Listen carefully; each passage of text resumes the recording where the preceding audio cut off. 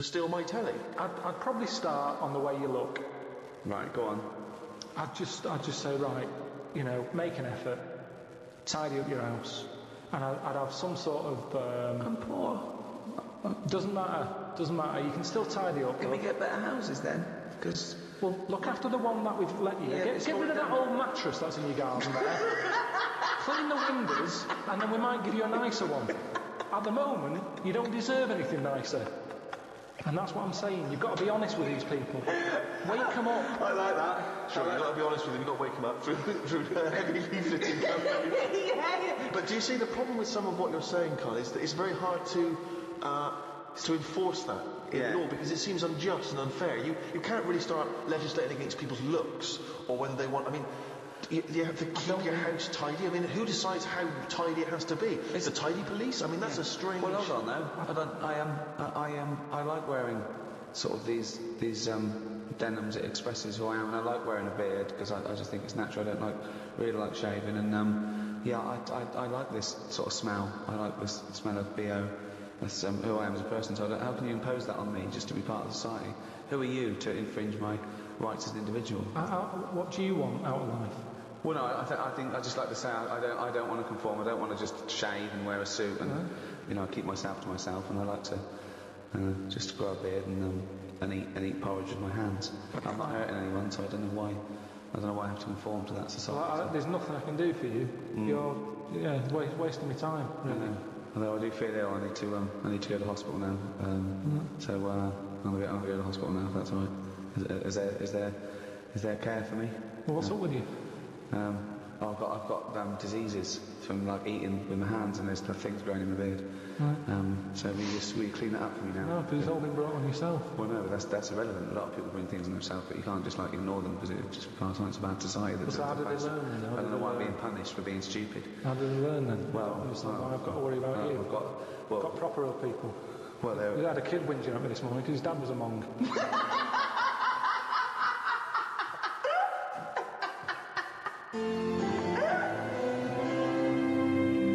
Obviously in China, you can only have one child, can't you?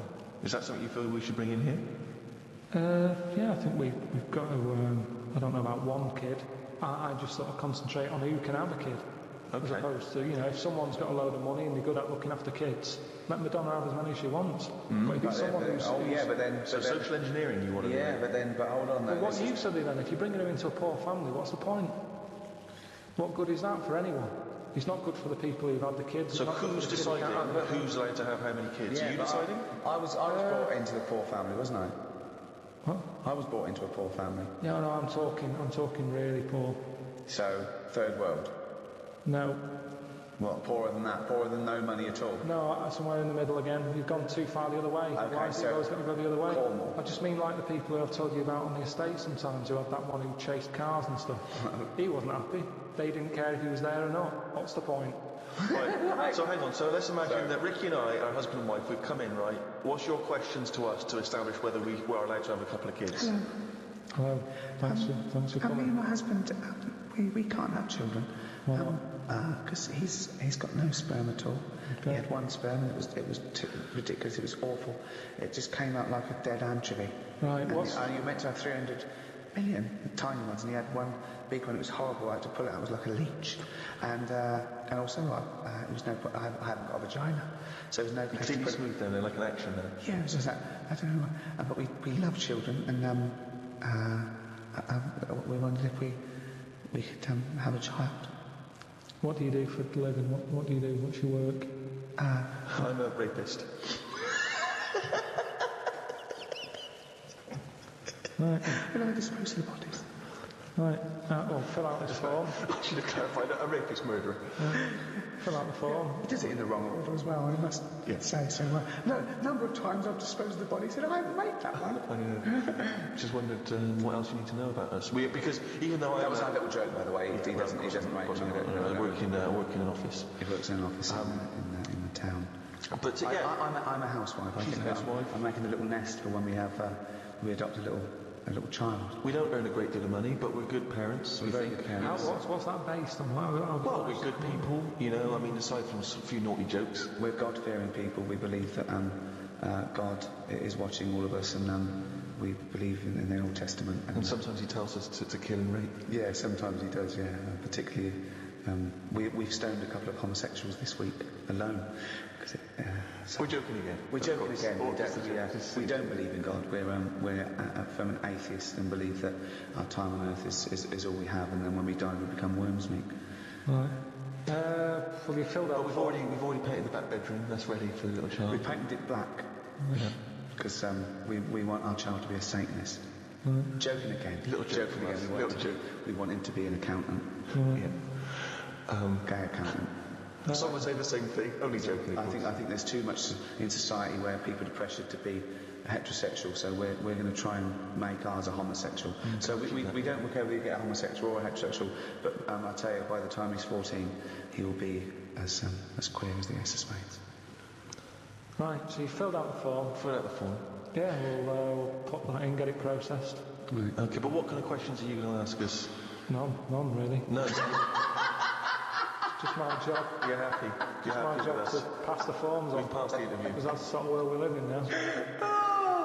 Oh God! We don't want a child. We don't want a child, actually. But do you know where we could buy a knife?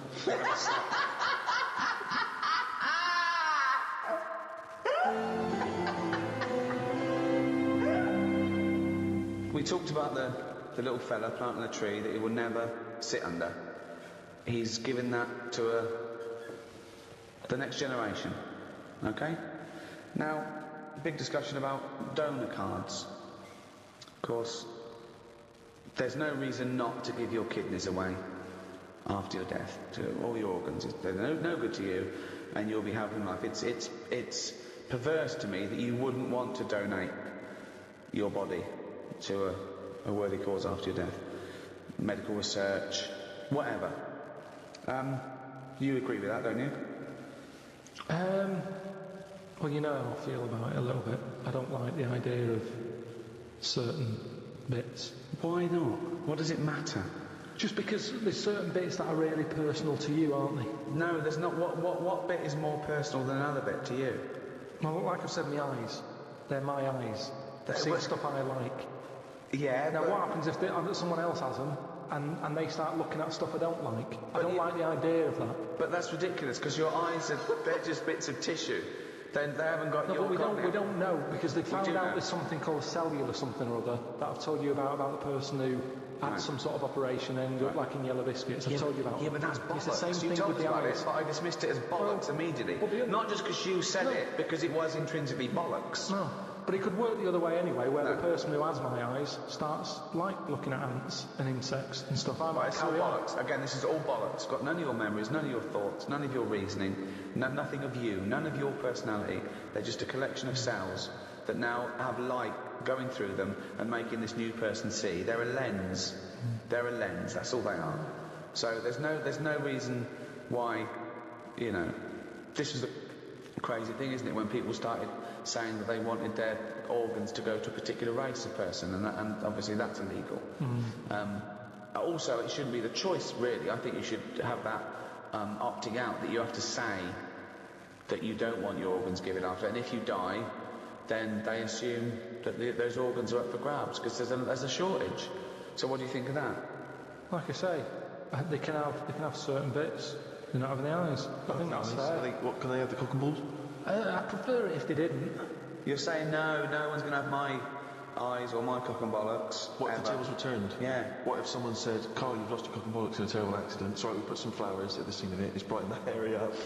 But we've found a donor who's not happy to give you his cock and bollocks. He's dead, but his cock and bollocks we kept on ice. Would you accept them?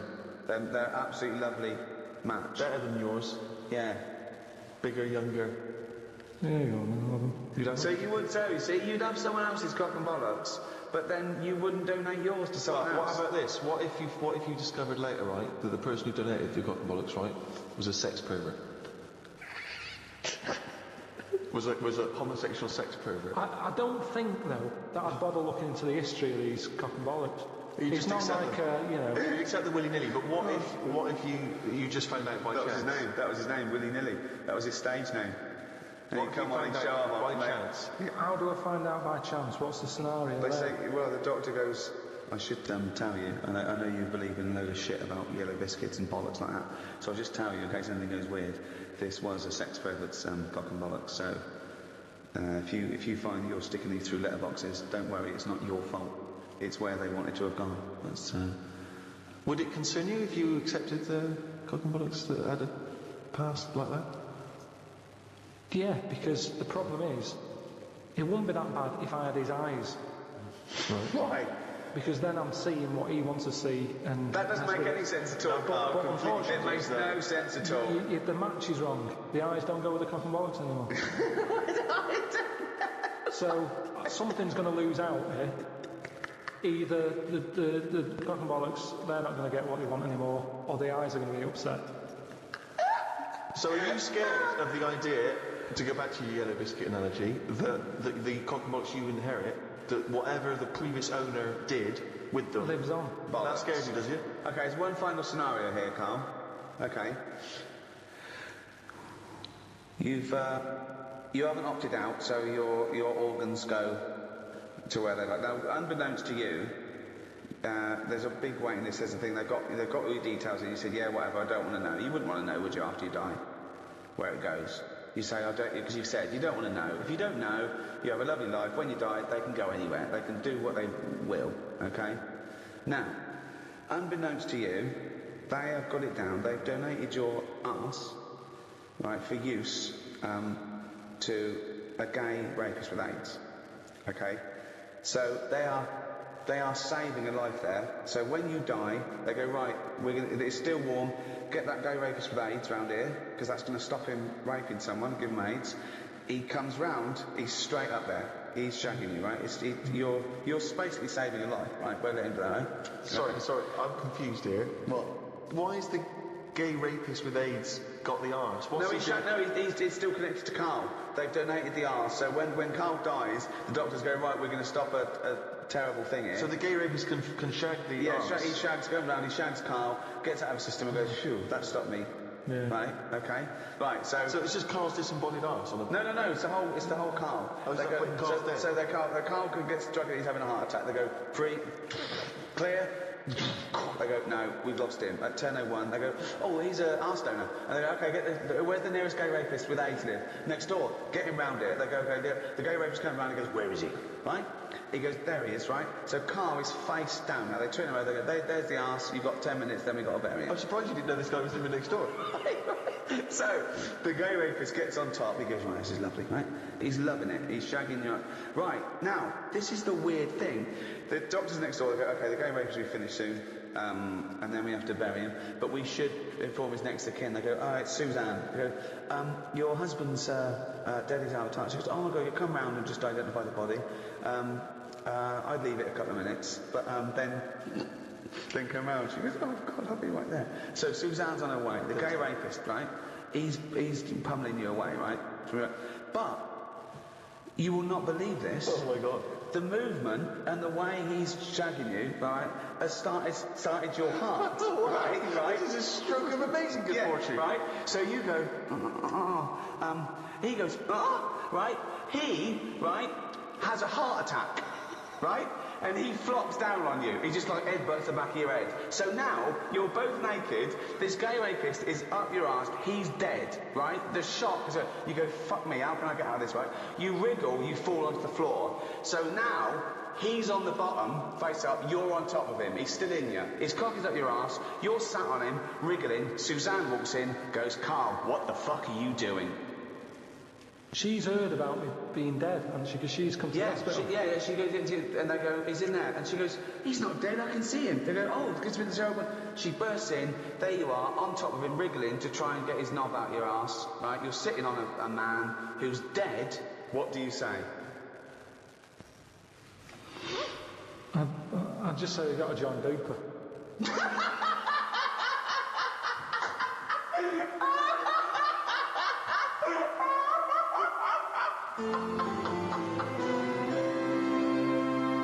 Very hard, isn't it, to imagine yourself at a different period in time and how you would have reacted. Now, if you think about America in the 1950s, black people still very much second-class citizens. You've obviously heard of the famous Rosa Parks incident, in which she was obliged to move on the bus from where she was sat to somewhere else, and she chose not to, and she was arrested for it. Became very much a sort of figurehead of the civil rights movement. Had you been travelling on that bus? What did you do? Am I far from where I'm getting off? Yeah. So once again, you can't just nip out at the next stop so you can wash your hands of the whole affair. No, you're on that bus. You've still got a number of stops. You live further away than Rosa does because you've got a lovely big house, whereas she doesn't have a lovely place. She can't afford it. So you've got to stay on that bus. You've seen this now. You've seen this bus driver demanding that she gets up, gives up that seat. Maybe she's given up that seat for you. Maybe you've got on that bus as a privileged white man and she refuses to get up on your behalf. I'd probably go, it's alright, I'm standing, I'm alright. But why would you say that? Because you're thinking of the modern day Karl, you're not thinking of the man from the 1950s. Well, we don't have to go back in time. We can go to a country now where you'd see an injustice, where you were outnumbered by the law of the land. What if Suzanne wasn't allowed to sit with you on buses? What if now a law came in that women were second-class citizens and she can't come with you? Wouldn't you go, no, fuck that, she's sitting with me? I'd say we're only going around the block. We've been to the shopping centre. We're only 15 minutes. Can you take that bag with you? Because there's no one sat next to you down there. I'm a bit crammed in up here. There's more blokes in the bus. I'll see you in a minute. It's not a big issue. I've done it on the train, where I've booked tickets and they've ended up being different tickets. And I've gone, I'll see you in an hour and a half. I've got an iPod. So you went first class and she was But that's luck. That's luck. That's circumstance. One is policy. Surely you can just see the difference between a principle and a bit of luck. But it's what you get used to at the end of the day. I mean, I'm not walking past them and slapping them on the back of the head. I'm getting on, and it's just that's where they sit, that's where we sit. Like men and women going into a separate toilet. Karl, let's put this I mean, obviously, this is too much for your head to... You're on a bus, right, and there's a few white people, and they're... I'm the driver. And they're being racist to a black kid. Right, I'd go, if I'm driving, I'd go, listen, lads, stop that, will you? If you're going to be racist, can you get off at the next stop and do it there? Well, you know, we've all had a tough day. It's the end of the day. We just all want to go home. We've all been working. Right. He's not in your way. He's sat in his own seat. Sit back. Calm down. Had enough. But what if they said, no, we usually sit there, we want that seat? Would you think the black kid's a troublemaker? Or would you go, come on, just move, mate, it'll be peaceful? I'd go, what do you want to do? Do you want to move so this is calm down? No, you shouldn't say that. It doesn't matter if he wants to move or not. It's his right not to move. Do what you want, man. If you want to stay there and fight your own... No. He wants to stay there. Don't you have... Surely you want to be on the side of right.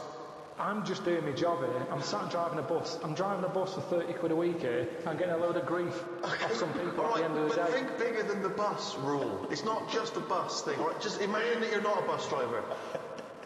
All right? No, but that's what we're talking about here. But yes, but Ricky's trying to make a point. It's an analogy again. It's about you taking some kind of responsibility that could put you in harm's way. Yeah. That could mean that you've got to stand up to danger or to bullies or to aggression. If someone's attacking Suzanne, she goes, Karl, help. You go, no, I could get her here. Because I know the full story here. But this is what I'm saying about Rosie, what's it? I'm just saying, she sat on the bus. How did it work? She got on the bus, she sat where she wanted. No, I'll tell you how it worked. The middle section of the bus, black people could sit there, but it was up to the driver's discretion to change where black people could sit, depending on the number of white passengers that got on. So she sat in a seat, some more white passengers get on, so this bloke decides, well, no, actually, this is no longer the black section, there is no black section, because there's enough white people, you've got to stand up. And she decided, no, I'm not going to get up. It's my right to be able to sit on this bus as a person, as a human being, not whether or black or white. And that was why she got arrested. She lost in the end, didn't she? What do you mean she lost in the end? There's a black president. Yeah, but it's not because of her getting on a bus. That's just because times changed. Yes, in a way it is. I don't know. Because she became a spearhead of the civil rights movement that was spearheaded by Martin Luther King. All those little things go towards change.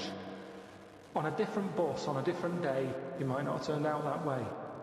That's what I'm saying. It might have been, someone else who goes, get off, who's been in a right mood, might have been in the pub all afternoon, And she's there going, I'm not moving, and he's fed up, he's up to here with it. So she's pissed up now. She's pissed up now. No, the person sat next to her. Yeah. Might have even been a black bloke.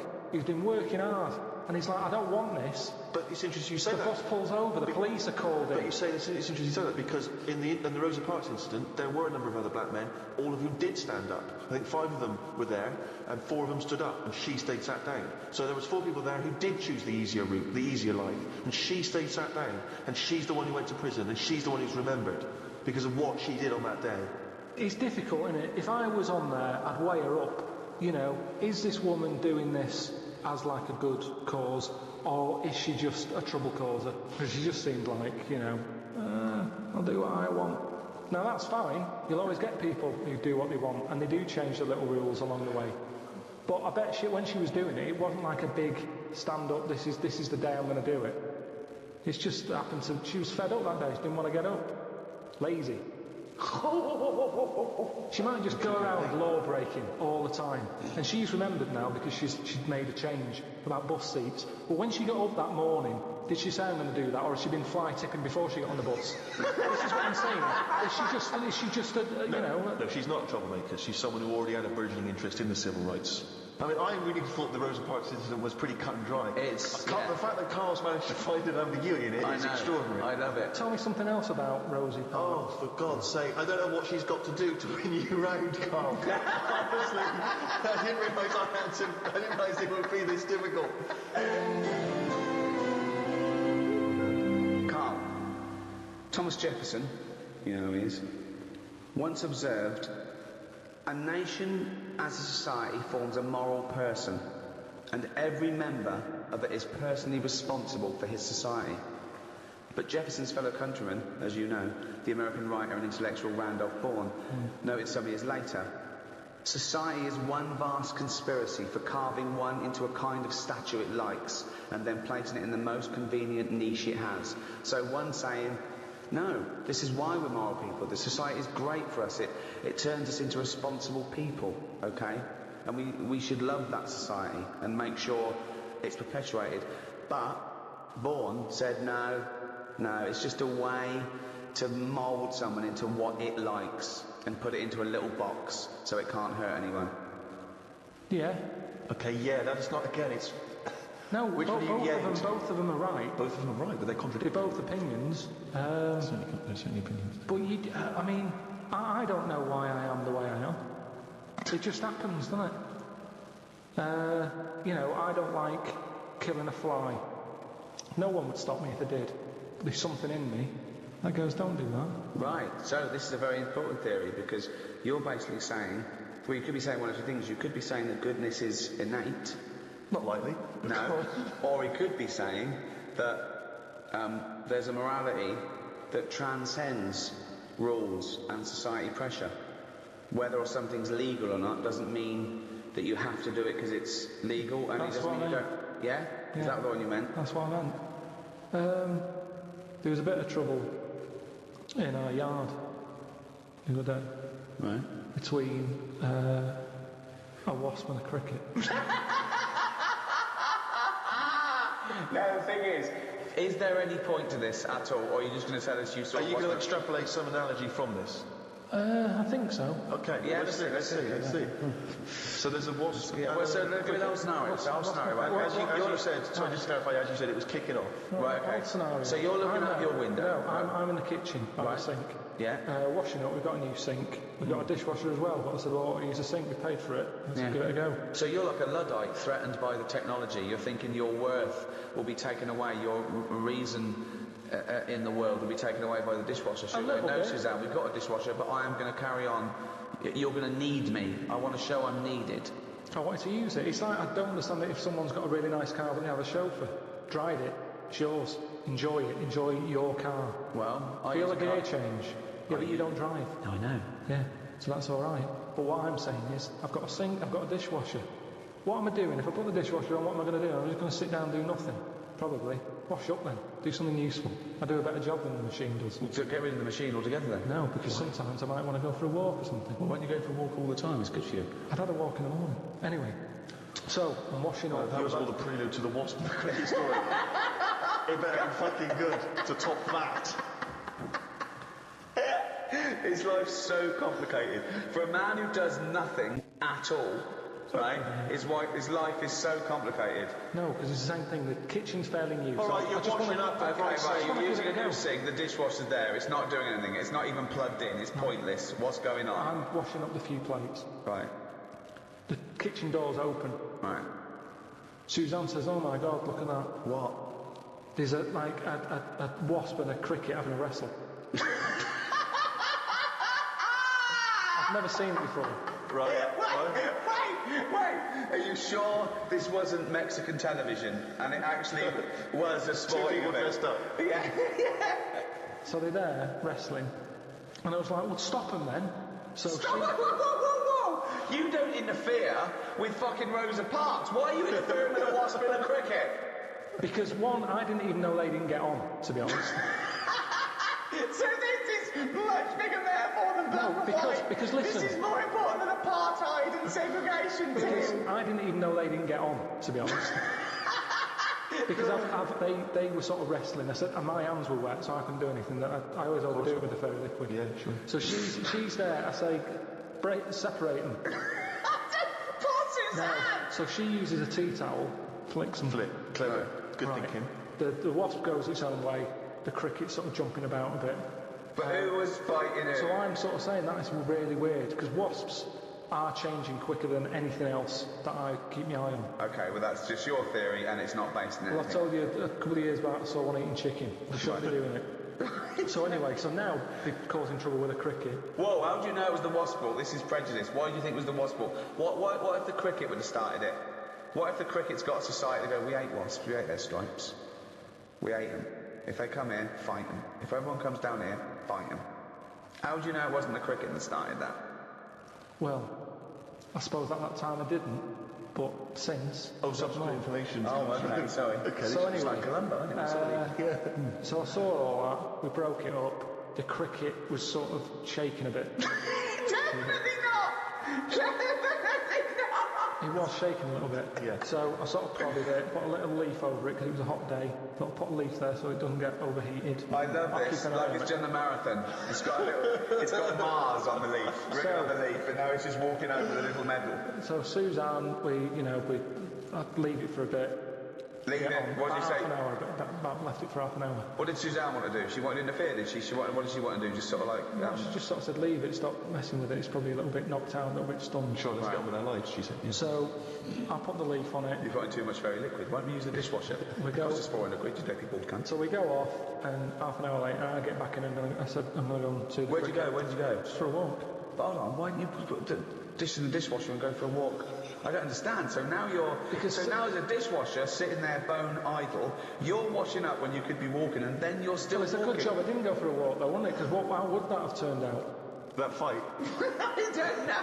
there would have just been a So bullet anyway, on your back door. So Porch. I've been out, back in, have a look. Cricket's still there. Noticed one of its legs gone. Oh. Don't know if the wasp did that or the tea towel flick. Or it was already disabled, and that's why the wasp thought this is an easy one. What if the wasp was helping it? It wasn't, no, honestly. Well, what it if was, going, it was excuse such me, a Mr. Wasp, commotion. because we're such friends and humans don't understand us and anyone interfered, we definitely don't understand us, right? He's not an entomologist, Well, right? this is when I got the computer out, Right. had a look, and it's a, what's it called? Brilliant. I can't remember. What happened is the wasp apparently does this a lot, and it stings them in the head. Right, not this particular. There wasn't like a little profile of this particular wasp. Or a kind of It's just an incident that Just happens a generally lot anything between wasp. wasps and crickets. Right.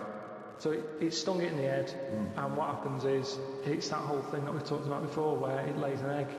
Right. So I was sort of having a look, seeing if I could see any sort of holes in its head, and it just kept sort of moving its one leg, like, oh, I can't handle this. So What do you mean moving his one leg? it was sort of just moving its one leg quite slowly, like it's just But come it's only out got from one an leg, but it's operation. lost one leg, you said? Yeah, it's lost one.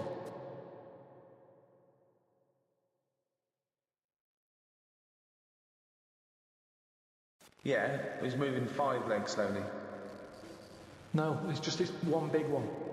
We've got one big leg. One big leg at the back now. He's normally got two that he uses to jump. Oh, I see. So, okay. So it's only got one. It's sort of like, it looks groggy. Is it not a grasshopper if it's jump? Is it not?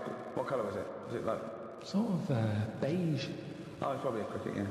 So anyway. Important. So you were worried that crickets aren't aware of the dangers of wasps? You did a bit of leafleting amongst the cricketing community? I just had a look online and saw that, it's a popular thing that happens. It's sort of like a bit of a mugging. He said you can leave them for about half an hour. They normally come round and they don't know they've had an egg put in their head. But there's no way it said leave them for half an hour and they come round, they don't have an egg. But there's no way it said Well, he said they normally stun for about half hour. Have you had an egg put in your head? Like an ostrich egg, by the way, it's coming out the top. So anyway, I picked it up, I placed it under a little tree. I said it's in the shade again. No wasps can see it there. Let's just leave it. But you've just left that cricket to now die in agony when that maggot goes round his head and comes out a wasp and leaves the carcass. Well, this is when Suzanne came up and said it wasn't moving. I sorted it. You sorted it? You sorted it. What did you want to say? What did you mean? Well, I said, what do you mean you sorted it? She said, it's best that I don't tell you. Well, sorry, but... She said she sorted it. Wait. Do you think that we're in the mafia and we're being wiretapped? Say what happened. No, well, she just said she sorted it, and I said, what, sorted what? Because I'd forgotten about it at that point, I was painting. And she said the cricket. Right, what do you think she meant by sorted it? Well, by the look on her face, the way she said it, I've known her for long enough, so I know that she meant it's not good news. Yeah, so what happened? So from that, I took for granted she means... Say it! I stopped it being... it's no longer in misery. So what do you mean? What? What did she do? She crushed its head. Because she said it would move. What, specifically just the head? She just crushed the head? With a stone. She got a tiny head-shaped stone and squashed it, because that's where all the action is, isn't it? So she said it was too cruel watching it sort of shaking about with its one leg and stuff. You had to kill it. I imagine I had this vision that one day Suzanne just having to say to his parents, I sorted it. I had to put him out of his misery. I just couldn't bear to see the twitching anymore. No, you didn't like to know, but I just took a rock. Yeah, and just squashed its head. What was in it? There was nothing. Just caved in. Was there an egg in it? From a, no. From a It was like you know when you would get a blown egg and then you crush it and there was nothing. Nothing in it at all. I just think he seems happier. I'm certainly happier. I was happier because I'm much happier because he's sort of he's more sensible without the head. Yeah, we're still happy together, but now we use the dishwasher instead of him walking up when we already got one that cost 100 quid. What metaphor are you taking from this? Just the way... Yeah, so that's at the beginning. There was going to be a point you were going to extrapolate for this, like a fable. So what did you learn from that? I thought I was doing right at the time. And that's important, isn't it? And is it objective or subjective? You know, one person's evil is another person's good. Some people think abortion is the worst thing you can do. Others think it's a woman's right, and it's a kindness. Some people think that you should never kill under any circumstances. Other people say that some killing is morally right.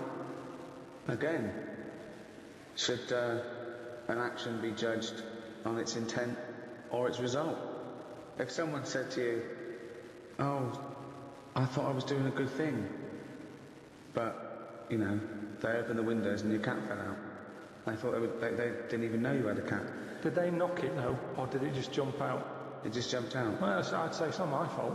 Your cat's daft. No. It was hot in here. I've opened the window. Yeah. Well, I'm not getting the blame for that. No, that wasn't my point, was it? That if you open the window, right, and they come home and you go, "Oh my God, the cat's jumped out and killed itself," you go, "Oh my God, I'm so sorry. I opened the window because I wanted to let some air in. I was doing a good thing." So did I know it jumped out? No. I'd probably say, "You sure it didn't do that before I got here this morning? Did you have the window open?" Right. I don't think looks like it's been there a while. So it's a bit hard. you easily don't want to be culpable for your own actions. I mean, it is Hang your on, fault. it wasn't me who did it. It is your fault the cat's dead. Yeah, it's an accident, but nevertheless it's still your Oh, fault. if it's definitely me, yeah, I'd say, yeah, it jumped out. I opened the window because it was hot in here. The cat jumped out, it's dead. Let's go and get another one. Right. I wouldn't worry that much about a cat. Right, but what if it was a baby? Well, it's a bit awkward, isn't it? Yeah, I suppose it is. Carl, I'd like to ask you, if I may, stop twiddling that. Now, this is interesting, because you were fiddling with a bit of plastic there, and it was annoying me, and I know a lot of things annoy Ricky, get very infuriating for him. Social etiquette. Now, that's a very... that's not obviously inscribed by law. These are just things which have built up in society. So, for instance, it's impolite to sneeze and then shake someone's hand. Yeah. It's... Or sneeze straight in their face and go, oh, sorry, I've got swine flu. Now, those things are obviously good practice in terms of avoiding the spread of disease, so that makes sense.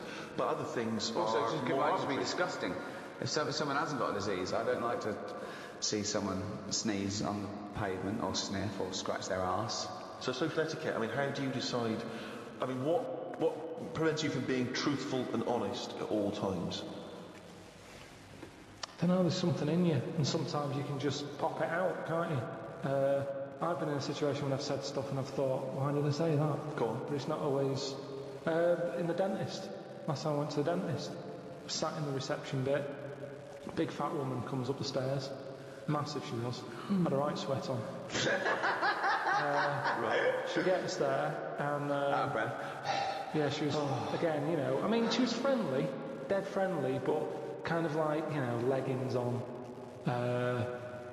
sort of, you know, shoes but not on properly. She was stood on the heel. Yeah. You know, like she couldn't be bothered. Yeah. It's like greasy hair. And she went up and she's been all happy and everything. And I think that's what annoyed me. So when she sort of said, oh yeah, I've lost weight, she was talking to the woman behind the counter. And she sort of said, yeah, I find it really difficult, especially living where I live and having to come down this high street because there's so many cake shops and everything. And she sort of said, you know, today I've walked past, normally I always have a coffee and a donut, but today, you know, I didn't have a coffee and a donut. And I just said, why was it shut? Right? No, you didn't. I did, honestly. Honest to God, on my mum's life. I said, why was it shut? She said, oh... Hold on, why did you butt in? She wasn't even talking Honestly, to I you. know, it's really, really weird. It's But really did you have weird. to shout across the dentist waiting room, or were you No, stood it's next just to it? it's a small waiting room. So you got the stairs, you go in, you've got about 4 chairs, and then this old desk. And I get on with the woman behind the counter. And I always sit close to it, and it was just me there. And I was talking to her about going to Corfu or something. She comes in sweating like some bison up the stairs, and she's there. And because she was showing off, and it was like, well, you should have done it a long time ago. I think she annoyed me that she wanted some sort of pat on a big hefty fat back. Like she hadn't bothered having a donut that day.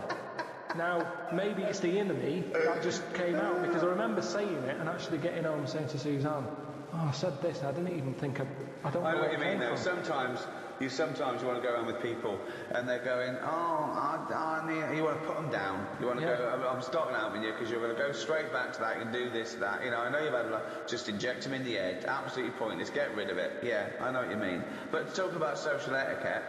I was in flying to Edinburgh, and I was with Matt, my assistant, and there was a bloke on a mobile phone across the way. Right, he's going, yeah, I'm just going to get on the plane now. And he kept talking that loudly to people, right? And I was fuming. Then he stopped and made another call, and I was giving him dirty looks, and Matt was going, no, sit down, son. And then he was going, hiya, in the airport. And I shouted, he's in the airport. He didn't notice. I was shouting over. I was fuming, and Matt was just getting so embarrassed. But they don't see it then. And people were looking at me like I was the mental case. Yeah. But it was so fucking loud, and I moved through to another place. But I wanted to get someone. I wanted to be policed. I want to go, right, there's a cunt over there swigging beer, thinks he's a fucking Gordon Gekko player, and he's not. He's some cunt who's got his first mobile phone. Right? But you know what I mean? Yeah. That is infringing. That's like passive smoking to me. Yeah.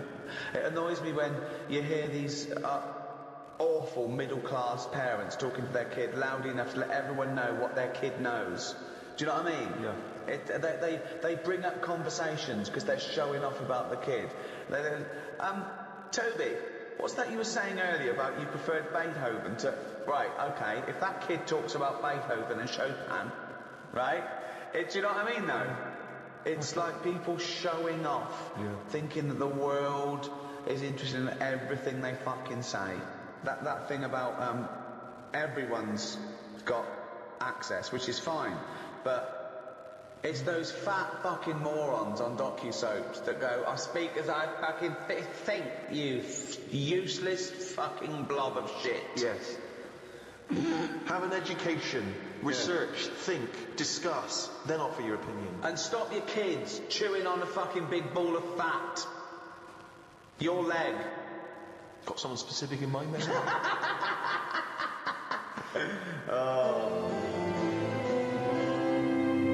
Well, that's about it. Hope you enjoyed the Ricky Gervais Guide to Society. I think we've sorted everything out there, Steve. Yeah, not many questions left unanswered. No, that's a pretty in-depth analysis of what society is and how to improve it, I think, in many ways. So some big people are listening, Brown, Obama. And they go, okay, what's Pilkington saying? Keep out of it. Unless it's an insect.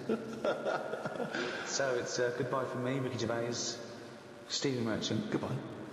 And from the little round-headed simian type thing we call Karl Pilkington. The next audiobook in this series is the Ricky Gervais Guide to Law and Order, and that will be available from the 1st of December. Easy date to remember. World AIDS Day.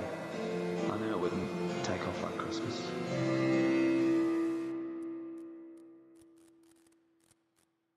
Audible helps you. The Ricky Gervais Show on Guardian Unlimited.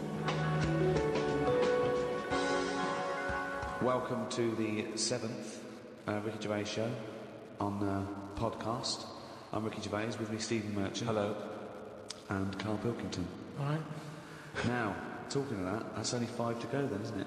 5 to go in this series of 12. Still seems a lot though, doesn't it? We'll take a little break. I'm sure we'll come back through popular demand, I'm hoping. Yep. I'm hoping to put that on the poster, backed by popular demand. Well, I'm hoping it's by overwhelming public demand. Yeah, It's my exactly. favourite. Yeah. As we're doing it for nothing, we want to get a little bit of a pat on the back. don't we? Exactly, please. Do they give awards out for podcasting? Oh, if they do, hello, I am already writing my speech, baby. I was thinking that everyone listening, if you want to register your email with us, we'll let you know when we're back on air, maybe later in the year. Go to rickygervais.com and just register, and then when I do a general mail out, I'll let you all know when Karl Pilkington is back. You are a good guy to these people, Rick. No sweat. Now, there's been an awful lot of correspondence. It's backing up now. We've got acres of it to get through. It is a bit mental, actually, but it's very flattering, and thank you all. And people have sent such brilliant things in and spent so much time doing them. There's someone sent in this mock-up of... We were talking about those Russian sort of iconoclastic artefacts, and someone's mocked up Karl Pilkington as Saint Karl the Bewildered. It's brilliant. It's so good. Can we put this on the web? Yeah, I think let's put that up on rickygervais.com, and that's from Joe Murray in Philadelphia. We've also got one which is a little work of art from Ed Ferrari, and it's the three of us in a studio, and it's just great. It's a very flattering picture of you there, Rick. You look about 14. I know, I've come out very well in this. Karl, he's got a head like a fucking orange. Look at that. Yeah. And you, well, I don't know what you are.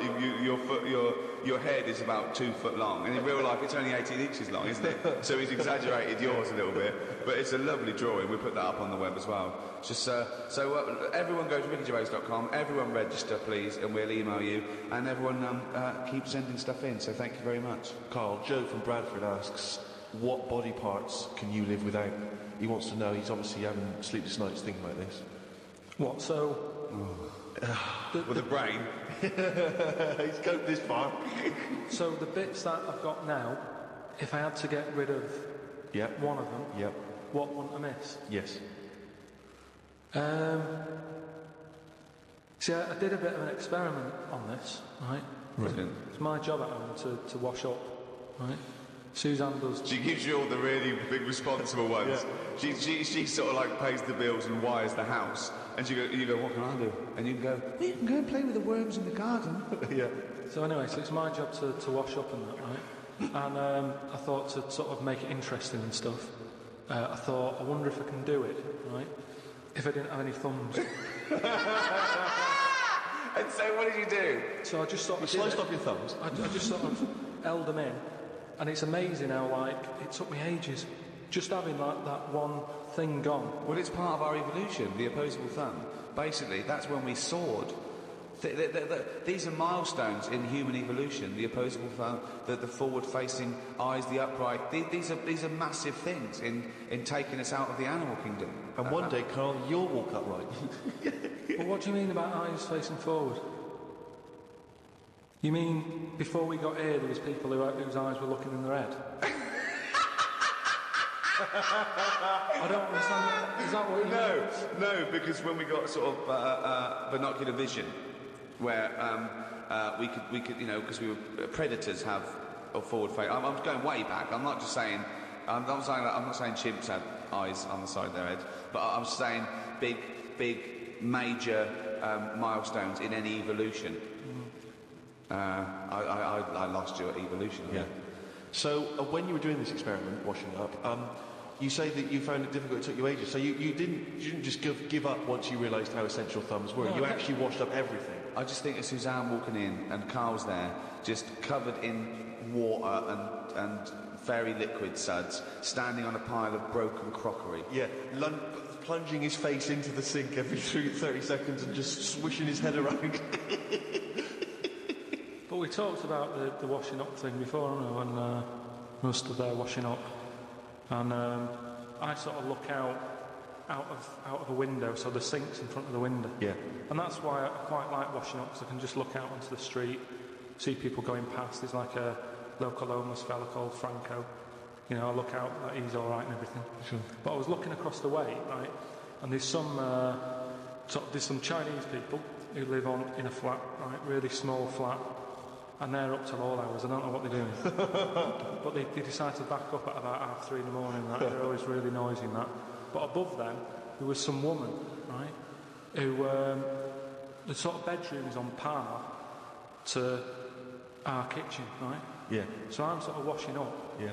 And I sort of look across and see this woman with no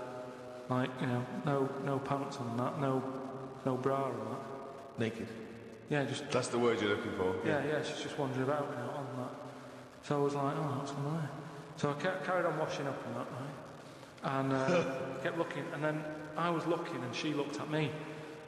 Right, so we made eye contact. Sure. So I was like, oh God, right. So what I thought the best thing to do was sort of drop me pants a little bit. just a little bit, just like, I had boxer shorts on and that. I thought if I just show a little bit of sort of arse cheek, then it's kind of like, right, we quits. Right? I don't understand the thinking. So Suzanne's watching the telly, right? I think she was watching Sex and the City or something. Yeah. She sort of turns around to see how I'm getting on with the washing up, right? She sees me with like my pants sort of down a little bit with my arse out. She said, what are you doing? I said, don't look now. I said, but there's a woman over the road, right? With no pants on that. She caught me looking. I'm just giving her a bit back. I love the fact that he explains the rules and Suzanne's meant to go, okay. That makes sense. But I don't. So hang on. So you showed a bit of your arse. You turned presumably to show the arse. So why just the arse at the I moment? had to lift it up a little bit on the draining board. What? Hang on though. What did she do? Did you register her reaction when she saw a bit of your arse? What happened? When she saw my arse, yeah. Well, then I wasn't looking because I thought, in a way, I don't want it to look like, well, I've seen a bit of your stuff, here's a bit of mine. I just thought, at the end of the day, I caught a glance of you. It's only fair. You've had a bit back. I'm not. You see, I genuinely think James Stewart missed a trick here in Rear Window. Yeah. This would have been, a much better film had James Stewart just popped his pants down. It would have given a whole new meaning to the title Rear Window. Yeah, exactly. It's tricky though. I seem to be surrounded by people like that. Because I told you before, there's the old woman across the way who's just sat there reading a book. I look through everybody's windows like that. Remember that film, that Sliver, isn't it? Okay, right. When they've got video cameras. Yeah.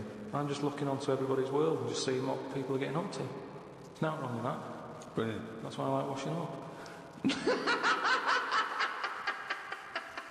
The Ricky Gervais Show on Guardian Unlimited. Chris has emailed a mantra for Karl. We were talking about famous mantras and sayings and things. Yeah. Never has a Manx said so much to so many that means so little. Brilliant. So you can have that on your headstone. Rupert. Your little round headstone. Rupert's in the Isle of Man. He says, I don't know if you knew this, Karl, but apparently octopus's testicles are located in their heads. Yeah. But then, to me, that isn't that amazing, because at the end of the day, an octopus, really, all it is an head. Scott has to be in the It has head. to be in the head. It'd look daft if they dangled down below. Right? So all it is, I mean, there's a lot Hang of on, facts. it looked daft if they dangled down below.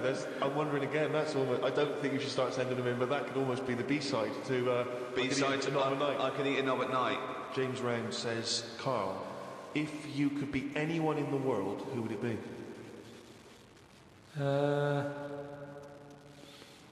Dead or alive? Why would you choose to be a dead person? No, but sometimes, like, there's people who are now dead, but everybody raves about them. But are you saying... But he wants you to live that life, not have been that person. Are you saying that if you chose Napoleon, you'd be Napoleon, but he'd be back to life walking around now on the bus, or it'd be the 18th century, or what? What are you saying? What I mean is, if... Oh, just answer the question. Who would you be and why? It's someone you admire or you think had a good life. Just answer the question. What I mean is, it's good to be remembered, like Winston Churchill is remembered as being a decent bloke, but I wouldn't want the asshole that he had. So I don't want to live his life. Right. But it's good to be... You'd like to be Winston Churchill, but you'd like to have a paper round instead of... saving the world. Yeah. That's what I mean, but is he saying whose job would I want to take on? It's not that complicated. The question is this, if he could be anyone in the world, who would Karl be? That's the question. That's all the information I've got. A lot of responsibility on a lot of jobs, isn't there? So, some of the names flowing through your head now?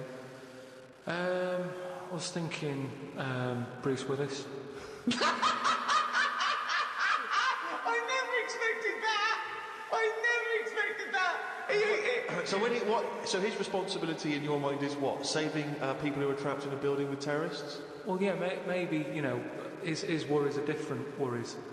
With, people who have a lot of money come other worries. Yeah. Do you know what I mean? So Bruce Willis, he's always going on these marches, isn't he, saying stop war and all that.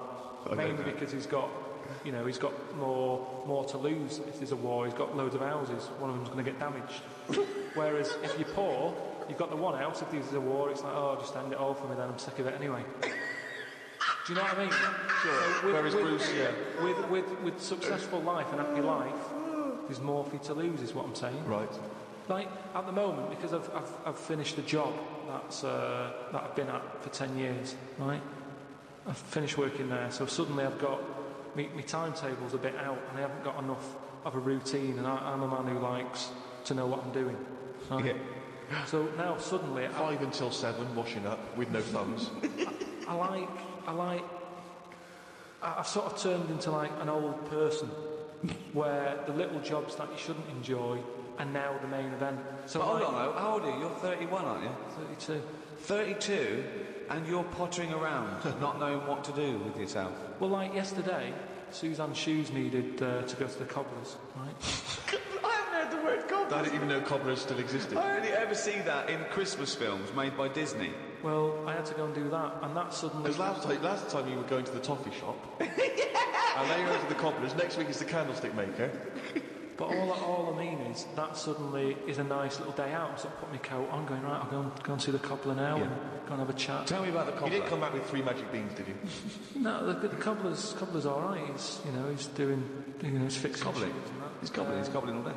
Have I told you about my Uncle Alf, who was a cobbler? No? I'm sure I told you about him. He's the one who, he lived in like a bedsit, and he had 2 tellies. He had like one that the sound didn't work on, and one that the picture didn't. But both together, it worked. Oh, right, okay. So as long as he was watching the same channel on both, sound came out of one telly, and he'd watch the picture on the other. Brilliant. And he slept in like a rubber dinghy, right? But he was... Whoa! You can't just let that slide. Why are you just in a rubber dinghy? He just liked boats and stuff, and it sort of... Yeah, I like boats, but they're better on the water. Beds are better to sleep on, boats are better to sail on. Well, he just had it in there. It's a bed sit. It was really tight space. Boat sit? He's got this. He's moved into a dinghy sit. He's got this dinghy, so he's thinking, well, rather than it get in the way, I might as well use it. Yeah. Right? But he was a cobbler, and he used to like repair like my shoes and that, right? Yeah.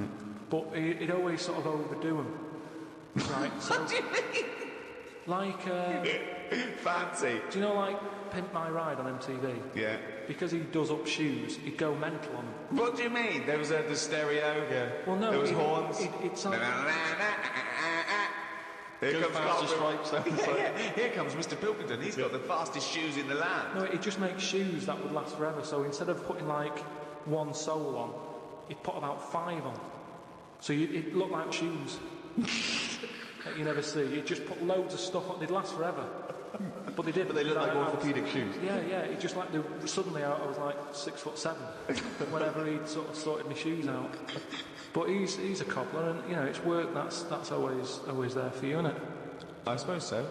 So you went out to take Suzanne's shoes to the cobbler. Yeah, so that's it. Yeah, so I just took him to the cobblers and that was like a nice little job for the day.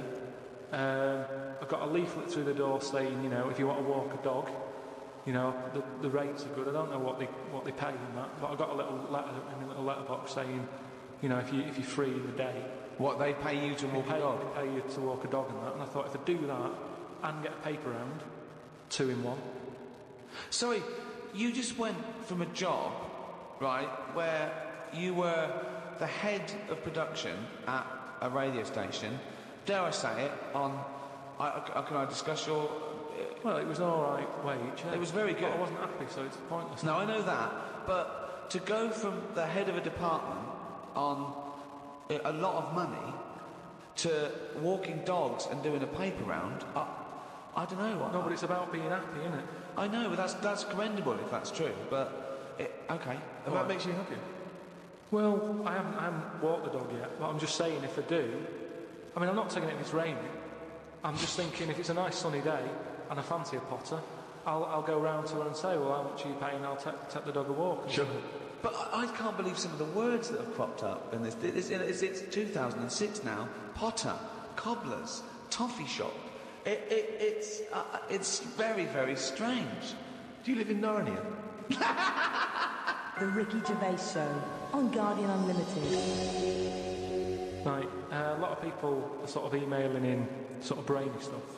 Brilliant. Right, which, you know, the more the merrier. I'm happy getting all this stuff, and if you know, it grabs me eye, I'll run it by you and you can sort of tell me about it and that.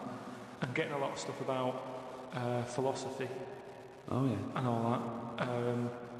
Descartes, that's another one that's mentioned on an email. Descartes, Yeah. the French philosopher. Yeah. What's your question? Well, he sort of cropped up on an email. Someone said, what do you think of him? And I was like, oh, I don't know. He famously he pondered his own existence. Cogito ergo sum. I think, therefore I am. He was thinking about it. He was thinking, how do I know all this is true, everything around me? And he thought, well, I can see it and I can smell it and I can hear it. And he went, oh yeah, my senses can be fooled. I could be dreaming. He thought, well, that's true, I could be dreaming. But if I'm dreaming, then at least I'm alive. At least I have some sort of consciousness. So if I'm even thinking about anything, you know, I am, I exist. I think, therefore I am. Cogito ergo sum. But we don't need to know the Latin bit. Why is everyone always going back to Latin? It was ages ago. Why is that language always being... And were Latin people always in a rush? Because they seem to be like words for full sentences. Why couldn't they just take the time and say what they want to say? And it's just like, what was the rush? To teach Latin. What about Plato? Right, Greek. Right, now, would you say he's a bright bloke? Yes, I would. I'd say he's a very, very bright bloke. Right, let me tell you this. Right, if he's that bright, you know how he got killed? No. Got hit on the head by an egg. Fucking hell! Well, he's not so clever then, is he? That's what I'm saying. Boo! What's the story with the egg? He was on holiday or something, right? And He was in Greece, probably. he was having a walk about, and a bird was flying over his sort of. This bird was what? A great auk? What size bird killed him with his egg? It was a big one, yeah. Was it? And the way they used to crack... An ostrich on a hang glider? The way they used to crack the eggs open to let the kids out, they used to drop them on rocks. What bird is this? Dropping its egg to let the kids out? You're a maniac! You are a maniac! And Plato had a little bald head. Right. So from the top, the bird's there looking down, and it goes, oh, there's a little rock, I'll drop the egg. Hit him on the head, killed him. Now, this is what I was saying before about... I'm letting too much go now, because I'm so desensitised to his nonsense. I let him go. The bird saw Plato and said, there's a rock down there. Yeah. Well, if these birds are killing people with bald heads, you've got to be terrified. So, but listen, this is what I'm saying though, right? Before about knowledge and that how knowledge is hassle or success is hassle. I think that was Newton. Knowledge is hassle. Now, why is Plato's intelligence got anything to do with the fact that this bird dropped it? Because he was intelligent and he's probably earning a nice few quid by giving out whatever messages he gave out. Yeah. He could afford to go on holiday to exotic places. If he was working in a factory, he wouldn't have been on this beach with big birds dropping eggs, is what I'm saying. So, in a way, it backfired. His knowledge killed him. And that, I think, was Kierkegaard. His knowledge killed him. Where you got this stuff about him being on holiday? Well, he shouldn't have been on the beach. He was only there having a break or whatever from doing what he does. It wouldn't have happened if he wasn't on holiday.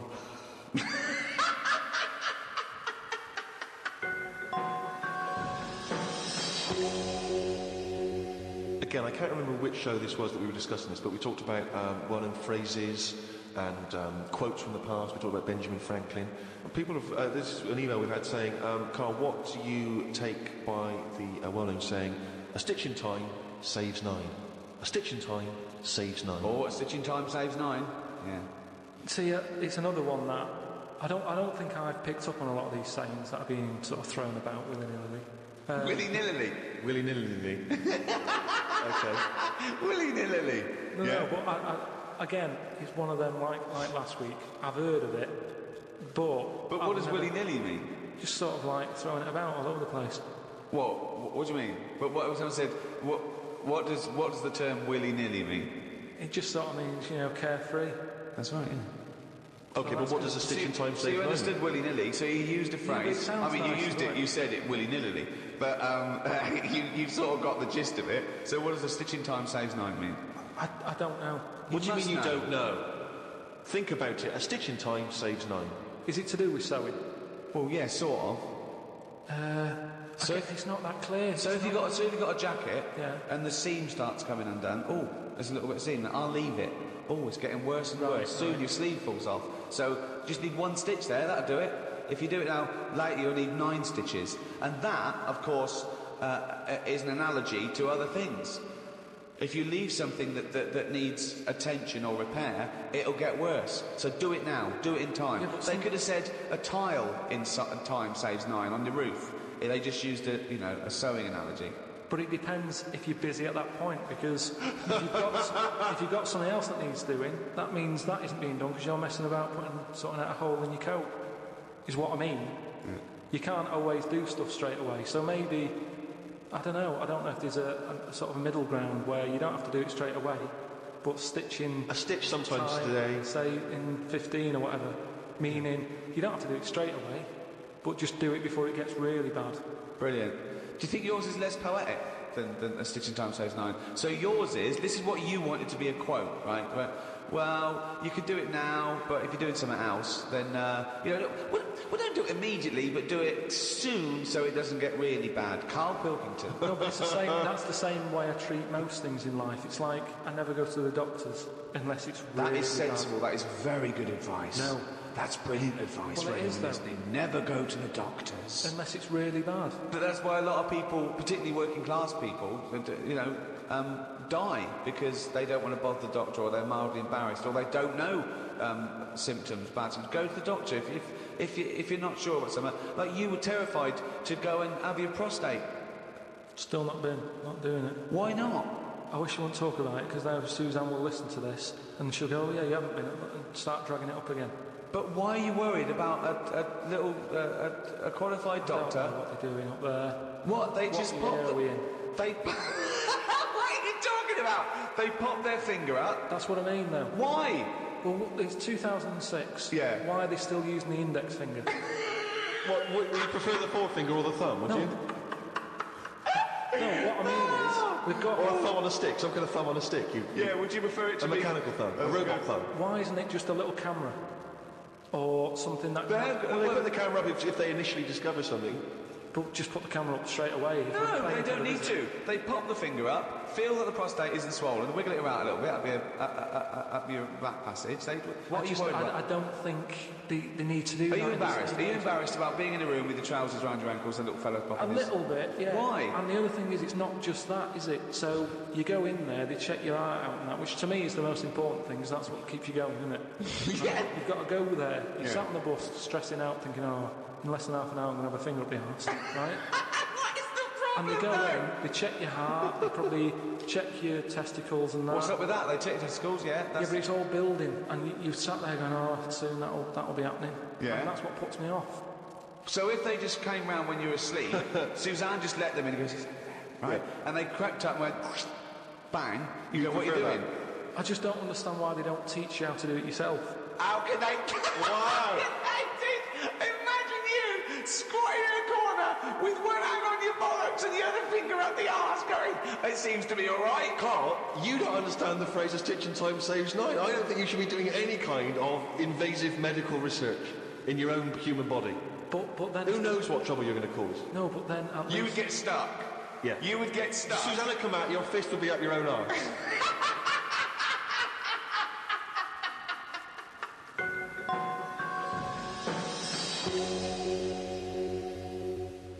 Okay, I think it's probably time. Let me just check my watch. Yeah, it's monkey news time. Oh, chimpanzee that monkey news, yeah. Right, last week we talked about, the one who was good at getting up buildings and that for putting out fires and stuff, ended up working for the fire department. Yeah, not true, but Sure. But if the building had good grippage, he was right up there. yeah, it's not true. But go on. So this week, anyway, it's more about tall buildings and stuff. Oh yeah. It was this bloke who was a builder. Oh, yeah. And you know what builders are like, they sort of move about, don't they, from sort of building to building, just building. Well, yeah. Well, once they've built it, the building's done, and they move on to build some more. Building to building to building, yeah. So he goes to his next job and that, right? Who does, the builder? The builder. Yeah. He goes to like the boss, new building. the boss of this building who's building it. Right. Okay. Yeah. And he says what unto him? Do you need anything building? Okay. Right? Yeah. So anyway, so he says, yeah, there's plenty of work and that going about. Yeah. He said, we're working on this one here. He said, get going on it, like, there's your bricks and your cement and stuff, get on with it. Yeah. Any plans? Just build. Just start building. Yeah. Go up. They're getting on with it and stuff, it's all going well. Yeah. But he notices that there's someone working high up, right, on the top bit. Sure. Because do you know, like, there's girders and stuff on these big buildings? And he's still building the bottom bit, And which he's is still, weird.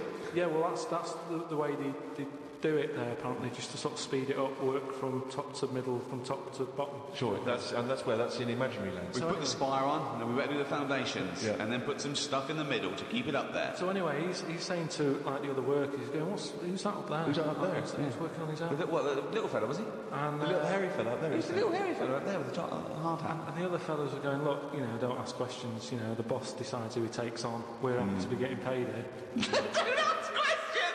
Well, I'll see him when he comes down. So he said, well, he's pretty impressive, the work rate he's doing, the way he's getting from one girder to the other. Swinging, is he? He doesn't seem to be scared of the heights or anything. He said, no, just let him get on with it, we work well as a team.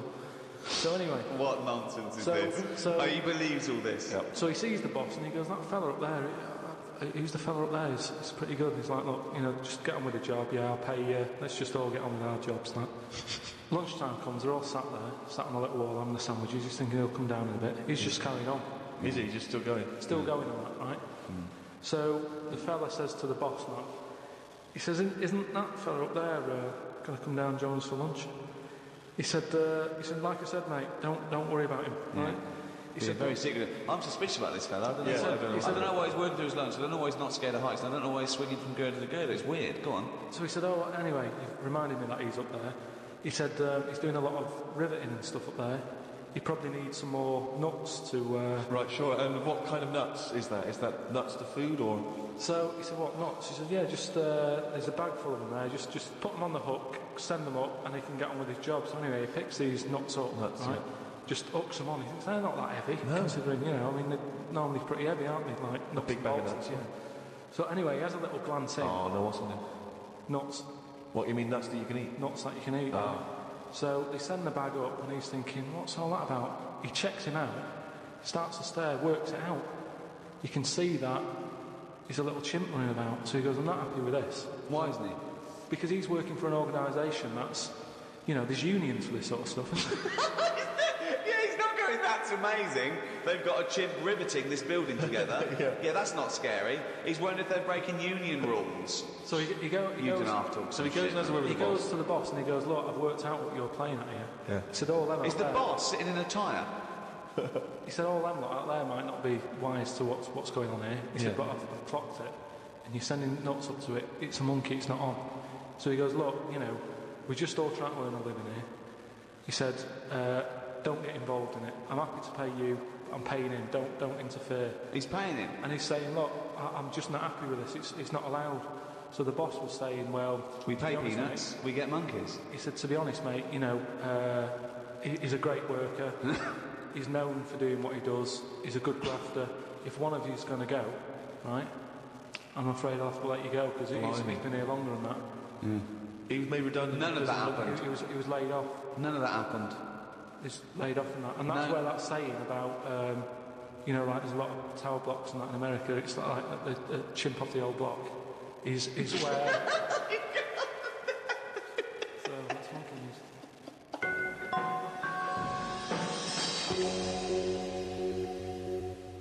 Thanks for listening to this podcast. Who was it hosted by? It was hosted by a great bunch of guys called Positive Internet. They host the #1 podcast in the world, The Ricky Gervais Show, with me, Ricky Gervais, Stephen Merchant, goodbye, and Karl Pilkington. The Ricky Gervais Show on Guardian Unlimited.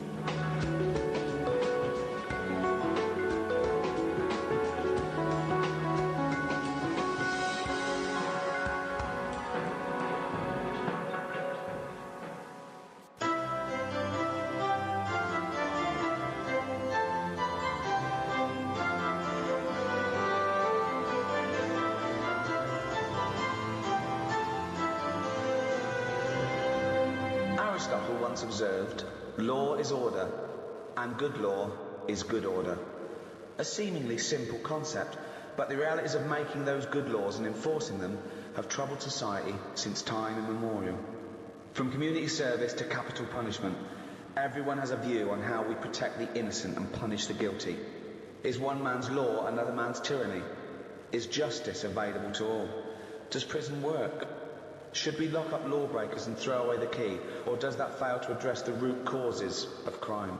To discuss these questions and more, I'm joined by Stephen Merchant, award-winning writer and graduate of the University of Warwick. Hello. And Karl Pilkington. Look at that fucking head. Right. So, Karl, law and order. Not interested in it, to be honest. What do you mean? I've got no interest in law and order whatsoever. It's not part of my life. That's the problem. You keep picking topics that don't buzz me. Of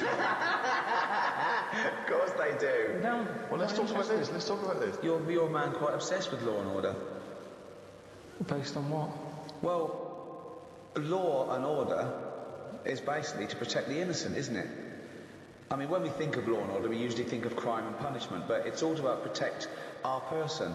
We have the right to walk the streets without getting mugged. When someone wrongs us, we want justice. It's fundamental.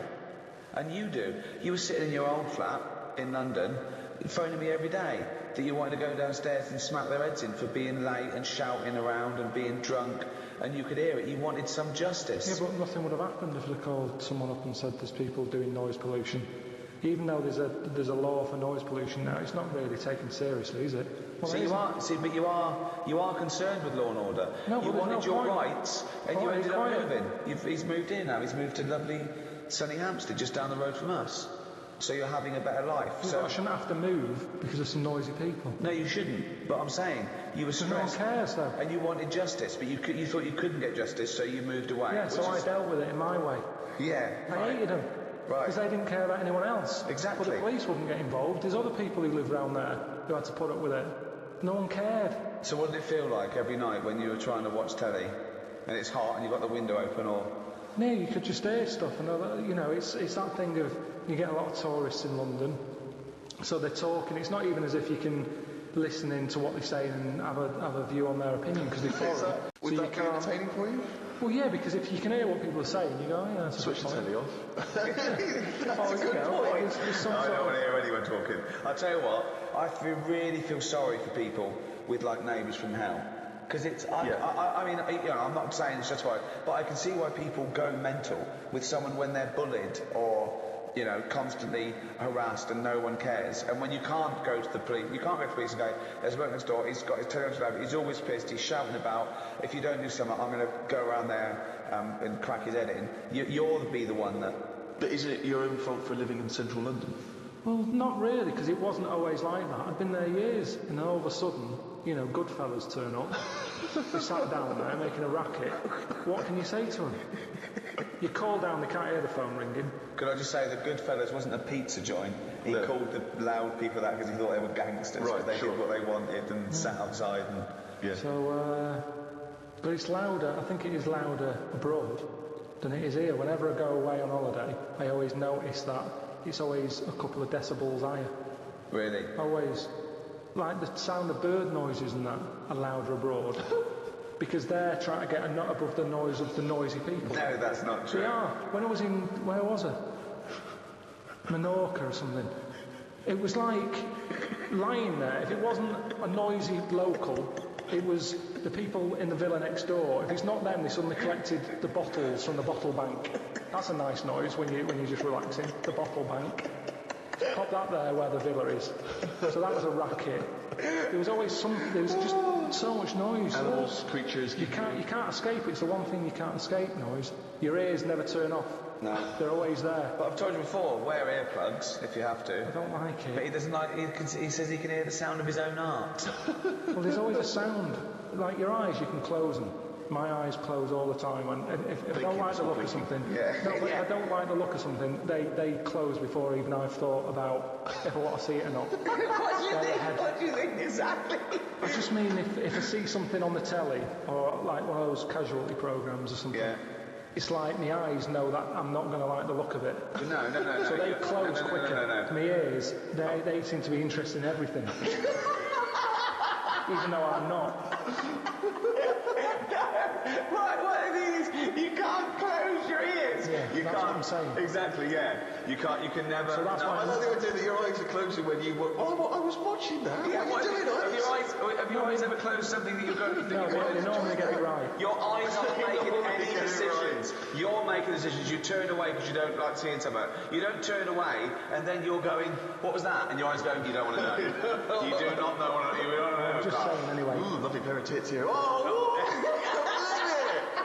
I just mean noise pollution is the one thing you can't escape. It seems to me, from what you've said so far, is that these things happen to you and you feel wronged, but you either want to close your eyes and ears so you can't tell it's happening, but it's carrying on, or move away from it so you're not a victim anymore, but it's carrying on. But the thing about law and order is you don't have to take it. You don't have to walk away. You can do something about it. You can combat being wronged. And I suppose we associate that with justice. It's not just punishment or retribution, it's justice. You want to know that you're valued. You know, this is a big issue, isn't it, Rick? Is one life more important than another? If you've transgressed in a terrible way, you've murdered, raped, whatever, and I say I'm going to put you to death because you do not belong in this society. You are too transgressive. Well, what's to stop me? Why is that wrong? Why is that a morally wrong thing to do? Well, this is an interesting argument, isn't it? Whether capital punishment. Now, I don't agree with execution, state execution of someone, whatever they've done, for many reasons, but the main one is I don't think you can have a state that shows that sort of violence against an individual, whatever they've done, and expect people to accept the very code and morality of treating people equally and not showing violence towards them. Karl, where do you stand on the tricky issue of capital punishment? You've given it some serious thought, I imagine. So what you're asking me, like, should he be on death row? Well, should someone flip the switch, send him to his death in the electric chair?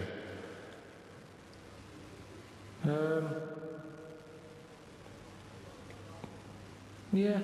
That was the least considered. Yeah. I mean, I saw a little bit of flicker behind the eyes. I don't know what. Well, just take us through the mental process that you arrived at the yes with there. So you know, I remember because there was quite a brief gap there. I just was thinking, it's not a nice job if you work in there and you've got to flick the switch. Right. But I was wondering if it's possible to just do it so it's linked up to someone's switch. What do you mean? When they put the lights on something. So it's like sometime tonight when the sun goes down and people start putting the lights on in their house, it could happen. But we don't know what household, they might be away on holiday. So you might get an extra 2 weeks. But at least that way, because for me, the worst... Well, you should say that. This is not... The question I asked was whether... We were talking about the morality of whether you put someone to death. But he was thinking about... He was thinking about literally the practicality of flipping the switch. Well, no, I think that aren't you talking about the integrity of the person who knows or knows not that they put someone to death, like a firing squad, like what they used to do sometimes in the First World War when they had 6 riflemen, but 5 were blanks and one had and no one knew if they were the person that killed them. Yeah. So, but what my point is, you do agree that someone should be put to death for a terrible crime, do you? You've got to have something there to stop them people who don't care, haven't you? Nature's done it in a way with bees. They've gone, we'll give you a weapon, but if you use it, you die. And that's like the bee. Well, so they're worried they're going to go, I'm That's not what going to do it. we do, weren't we? We have people saying, 1, you can't do that. That's step 1. Here's the law. Don't do it. But there's a lot of people who go, I'm not bothered about the law. I'm not bothered about annoying people. Yeah, that's so true. for them, at the end of the scale, you've got the chair and you stick the wires on their head and they'll fry your head. And they go, oh God, I don't want that. That doesn't always work, does it, with being put to death? Because as a deterrent, most of the crimes aren't just crimes of gain with that. Some of them are crimes of passion where a deterrent doesn't count because you see red and you go crazy and you're angry and you kill someone. I think a lot of those crimes, the deterrent isn't relevant. You know, things like armed robbery maybe, where it's a risk, what can I get versus what my crime, maybe then it might be a deterrent. But then of course, if you start to get a capital punishment for crimes that aren't murdering someone, then that thing brings in you might as well murder them, because then you've got more chance of getting away with it. So it's very delicate what you make people be killed for. You've made an interesting and reasoned argument there, Rick. I'm looking forward to hearing the riposte. Right. When I was younger, I used to nick Mars bars. Okay. Right. Now, I did that then, and I knew that even if I get caught, what's the worst that's going to happen? Yeah. I'm not going to go to prison over that. But it was worth nicking because the Mars bar, they were like 45 pence. Sure. When you're a kid, you can get a lot of chewing nuts for that. Chewing I nuts? don't know what you're talking about. Yeah, they like caramel coloured in chocolate. Last ages. Quite hard. Oh, I know. Yeah, you shut the chocolate off and then you've got to chew them until they're... Yeah, I know, yeah. Now, I could afford them at 10 pence a bag. They'd last me sort of a morning. A Mars bar was a proper treat. There's a lot going on in there. A lot of chocolate, a lot of caramel. Yeah. Like I say, 45 pence. Yeah. So, to me... That was like an advert that went on just at the end. They started off good. They go, this fly's good. He said, you go there. Mars bar's a lot in it. So I'm going to keep going. Yeah, it's got caramel. So yeah. But it's 45 pence, which is too fucking much. So fucking nick it, you got. But when I was younger, that was worth a risk. Because I knew that I'd be getting something worth 45 pence for free. You weren't going to get the electric and I chair. wasn't going to get done. So the stakes were high, the risk were low. No, well, wait. You mean the stakes were high, the risk were low? I think he's just trying to sound cool. The stakes weren't high. The stakes are what can happen to you, and the risk. The stakes and the risk are the same. The risk is the stake, okay? Yeah, unless you're nicking meat from a butcher's, then the stakes are high and the risk is low. I don't know what the fuck you're talking about, but what you meant was the gain was high. The game was high. Yeah. The game was high. Yeah, the risk was low. Yeah. But it wasn't, was it? Because 45p isn't a lot unless you're a kid. It is when you're a kid. It is when you're a kid. Because I was getting but then 50 surely pence. getting caught for nicking a Mars bar's higher when you're a kid. No, it's not. Look, you see, most of the time, I didn't want to say which shop it was that I nicked it from, but it's where I did my paper round. Now, the thing is... So you're nicking from your own boss? But listen, I used to wake him up. That I is helped him run. terrible. No, because That is terrible. This is awful. That Go is- on, hang on. I want that's to hear. really No, I want to hear him bad. rationalise his Because terrible that sweet quote. old man who used to give... He's not an old man. I used to go round and wake Sweet him old up, man. right? He hated running that place. Right. If anything, I'd say I was his best asset. Well, not really. Yeah. Because He was nicking from him. He was stealing from him. I don't know how much he made on papers, but he'd probably go 45p profit. Hold on. They got their papers really early because I got up early. Yeah. I used to go round to the Well, shop no, at Mars a 4:30. day helps you work, rest, and steal. So I used to go round there, wake him up. He'd be like, "What are you doing round here so early?" Don't know, I'm just hungry. What? I'm just hungry for work. No. Oh, well, good boy. I'm just going to turn away a minute while you stand there in front of the confectionery. I'll turn away now, and I've looked back now, and here's the papers. And thanks so much, Carl, because you're a lovely He's like kid. an honourable and trustworthy Yeah, I can't guy. really afford to. I've been betrayed so many times. That's why Yeah. my lovely wife's no longer with me. You know, she went off with Ken. Yeah, but, I mean, at least I've got a friend. You've got one young You turn friend. up early, oh, God, it's brilliant. Oh, and Carl, keep a lookout, because Someone's been nicking Mars bars. yeah, I know it's not you because I trust you implicitly. And by the way, Carl, why don't you take a Mars bar for free? Oh, thanks. Well, that never happened. Right. So I'm getting 50 pence a day for delivering papers, but I needed the energy. Right. Now, if I spent my 50p on the Mars bar, Yeah. 5p profit a day is not worth it. No. So help yourself. I knew I was doing a good job for you. No, so help yourself. That doesn't follow. So help yourself. Get another job, leave that job, negotiate a pay rise. Not help yourself. That doesn't go. That's ridiculous. Where does it stop? If you worked in a nuclear power plant, well, they're not paying me much. Have a little bit of uranium. A lovely little bit of uranium. Yeah. I do. That's a strange analogy, Rick. Some lamp straight from a bloke nicking stuff from work. So he works in a power plant, he's having himself a bit of uranium. What's he doing with the uranium? You know, Mars a day and all that, and that's for energy, and so's uranium. But more energy than a Mars bar. Yeah. I never nicked because I couldn't bear the shame. Even as a kid, I knew that was shameful. I want a clear conscience. I want to go to bed and sleep at night. And I do, Carl. I haven't got restless leg syndrome or people shouting out my window.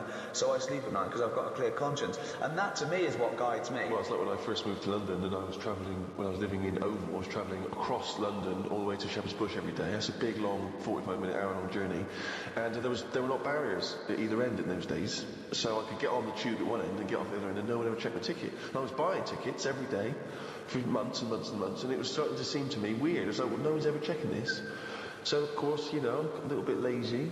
Maybe I stopped buying tickets occasionally, taking the trip back and forth, boom, boom, boom, boom. And then for maybe a month, travelled without a ticket. And then I was coming up, kind of got a bit blasé, obviously, coming up in Oval Station. Someone steps up and says, "Excuse me, can I see your ticket?" And that's terrible because when you're in your mid-20s, it's not like a kid anymore. No. When you are an adult, you've made a reasoned decision there. You can't plead ignorance. So I said, sorry, yeah, can you see a ticket, please? I went, yeah.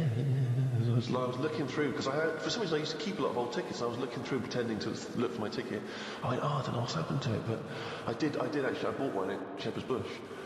And they went, okay, if we phone up Shepherd's Bush and there's no evidence of you buying a ticket, you can go to prison. I'm going to ask you again, have you got a ticket? No. No. How embarrassing. It was unbelievable. Being told off is worse. It's worse, Well, isn't it's it? because of people walking by, and then I'm being told off by a woman who's at least a foot and a half shorter than me, wearing a uniform. And it was so embarrassing. It was so cripplingly embarrassing. Yeah. Last weekend, you got to take it? No, I haven't. No. So you liked it? Yes, I did, yeah. Okay, we're going to have to take your details. But honestly, being told, and that's it, there's the shame. Maybe it's a good bit of upbringing. Unlike Karl, obviously, who's a man who's got no guilty conscience at all about the whole Mars party. But whereas you and I, Rick, have raised obviously by better parents, and we are, it's been drummed into us, you know. How much was that train journey? Is, we do feel that guilt, and that's maybe one of the reasons why we don't transgress. Because this is an interesting, we were talking earlier about the murder thing. Well, of course, there's that sort of idea which has often been used in films. In a godless universe, and if you do not feel guilt, what's to prevent you from committing a murder? If you can get away with it, if you could commit a murder, let's say you wanted to, and you could get away with it, and there is no one to judge you in a godless universe, and you can live with the guilt, what's to stop you doing it? Well, I'd just like to say now, it is a godless universe. As an atheist, there is no God, and I'm a good person, not because I'm going to get rewarded for it in heaven, because that's the way I want to live my life in a society that treats people like that. So a lot of the laws of the land, not just in this country, in many countries, are from the Bible. I mean, that kicked it off. I mean, there was laws before, obviously, and there were different gods before this one was invented. But let's have a look at the Ten Commandments. Oh, yeah. I think that lays down most of the. A lot of them are good rules of thumb. We've got to go along with them. They certainly didn't invent those rules of thumb. I think that mankind were adhering to most of them before it was handed down. So let's have a look at them. There's a website here, a Baptist Christian website forum, and this guy, maybe I shouldn't say his name. I mean, he's put it up there for public, but I don't want to embarrass him. He says, brethren and sistren. What? Yeah, so Never heard that before. I've learned a word. Yeah. Brothers and sisters. Could have said that, but he's not. Yeah, he could have said people. Could have said people, could have said folks. It has come to my attention that not only are many of our members unable to correctly recite all the Ten Commandments, it's probably a big problem. I don't know, he goes around testing them going, number 3, get out. Go and learn it. But those who can remember, even a few, invariably get the sequence wrong. Is that important? Oh, well it is. He says, let me set the record straight. The commandments do not come in a random sequence, with the exception of 7th commandment, an obvious anomaly. Why? Well, he reckons that thou shalt not commit adultery at number 7 should really be 6th in terms of severity. Let me explain. The commandments appear in order of severity. Right. The harsher the punishment, the closer to the top. I hope this handy colour chart will make the intrinsic beauty of God's word more comprehensible to all. So this is it. He's laid it out. Commandment number 1: thou shalt have no other gods before me. Okay? Alert level, severe. Punishment, genocide. Whoa. Entire cities with men, women, children and animals must be killed. So that's a lovely, nice Christian view there. So if you worship another god before the right God, he doesn't name him by name, he just uses the term God. Sure. But there's only one according to this Genocide. Yeah, anyone who worships another god, genocide. Entire cities with men, women, children and animals must be killed. I don't know what the animals have ever done, but yeah, okay, so that's number 1. That's the most severe, worshipping the wrong god. Sure. Okay? Number 2, thou shalt not make unto thee any graven image. Okay, no graven images. That's, I assume, so druids, devil worshippers, anything like that, isn't it? Well, I think it's also just, I suppose it's kind of images that mock or degrade the Almighty. Okay. What's the punishment there? Genocide. Genocide again. Wow. That's his favourite there, genocide. Entire cities with men, women, children and animals must be killed. What worries me is we're a couple of smart guys and we're not entirely sure what that commandment means. No. So we could go, but we could accidentally. Yeah. 3, thou shalt not take the name of the Lord thy God in vain. Okay. I assume God made these, did he? He's used the first 3 talking about himself here. Alert level high. Capital punishment. Capital punishment. No. You're just going to be. Yeah, you're just going to be put to death there. Not all your friends and family and dogs. Sure. Leave the budgie. No. Number 4. Remember the Sabbath day. Keep it holy. High. So alert level high. High, yeah. Capital punishment. Death. Capital punishment again. Yeah, You forget the home day. Well, what makes me laugh is that sometimes you can be walking along and you go, all right, I'm just going to. I keep thinking it's Monday. You what? You forgot it's Sunday? No, I just found out. Death. Number 5. Honour thy father and thy mother. High. Okay, so and if you don't honour your mother? Capital punishment. Capital punishment. Lot of death. Lot of death. Again, at the capital moment. punishment is so strict. Yeah. We haven't even got to thou shalt not kill yet, and yet he's killed everyone so far. Wow, jeez. Now 7, he's put at number 6 here. He's put them out of order, 6 and 7, because he thinks this is higher. Thou shalt not commit adultery. High. Capital punishment. Capital punishment again. Now the fellow who did this website, he's put thou shalt not commit adultery above thou shalt not kill. God had it the other way around. God had thou shalt not kill, but this fella, I reckon his wife played away. Right. So he went, right, I'm putting them in a different order. Because before, let's see, number 6, he's put thou shalt not kill, alert level, elevated, capital punishment in some cases. So if you murder someone, you can sometimes be killed. If you commit adultery, always death. Get killed. So I think he's made that he can have his wife put to death, right? Or he could kill her, but maybe get off with it. Right. That's why he's done that. Number 8, thou shalt not steal, guarded, excessive fines. Only in rare cases capital punishment. Oh, just excessive fines. Yeah, excessive. Number 9, thou shalt not bear false witness to thy neighbour. So basically lying low. Despisement and scorn. Is that the punishment? Yeah, for lying. Yeah, despisement and scorn. Despisement and scorn. Yeah. Thou shalt not covet, really. Don't try and get stuff. Don't be jealous of stuff and try and Punishment? get it. Despisement and scorn. Despisement and scorn, sure. I'm just going to go through. I'm just going to go down these, see which ones I commit. Thou shalt have no other god. I don't have any god, so I haven't broken that one. 2, graven images. No, I don't have any graven. I don't accept there's a god. 3, thou shalt not take the name of the Lord. Again, I don't take his name in vain because I don't believe he exists, so I'm fine there. Remember the Sabbath. I always remember Sunday. I know I've got a calendar and everything, so I haven't done that one. Honour thy father. Yeah, I do that. Never commit adultery. Don't do that. No, never killed anyone. Don't steal. I don't lie, and I don't covet. So I am an amazing Christian. Pretty clean. Yeah, you're a pretty clean living guy. Wow. There you go. Well, whereas, I don't know, Carl, have you ever... What's your view? I still open like post. That isn't for me. Just see that's on there. That's opening other people's post. Alert level low. Punishment. Embarrassment. You have to walk along with your trousers around your ankle, saying I'm a div. Why do you open other people's mail? It's just a fella called Bruce who he's the bloke who used to own the flat before me, and I don't know. I started off and I thought, oh, should I pass it on? You know, because when people move, it's a lot of messing about tracking down where they've gone. So I thought, should I just leave them for a bit? And I collected some for a bit, and then there was one that sort of said, "This is important" on the front of it. So I thought, how important is it? So I opened it.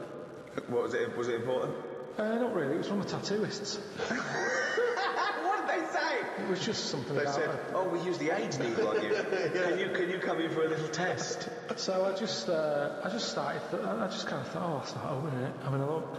And it was weird, because, do you know like how you get fed up of being yourself? No, but go on, Well, I'm intrigued. Of course. No, you can just have days where you're like, I wish I was Brad Pitt, yeah. Well, you know, Bruce Willis in your case, oh, isn't it? well, this bloke was Bruce. So I just go, oh, let's see what, you know, if I was Bruce, Yeah. would I be happier being him? Do you know, like I've said to you before, you never know if you don't feel well because they can't put you in someone else's body to sort of compare. No, most people can just use their imagination. Yeah, sure. So I sort of think... They don't actually physically go into someone else's body to understand it. Yeah, like Ghost. Yeah, exactly. So I think, well, would I enjoy being Bruce more? Sure. And what have you gleaned from Bruce? He's got a tattoo, we know that.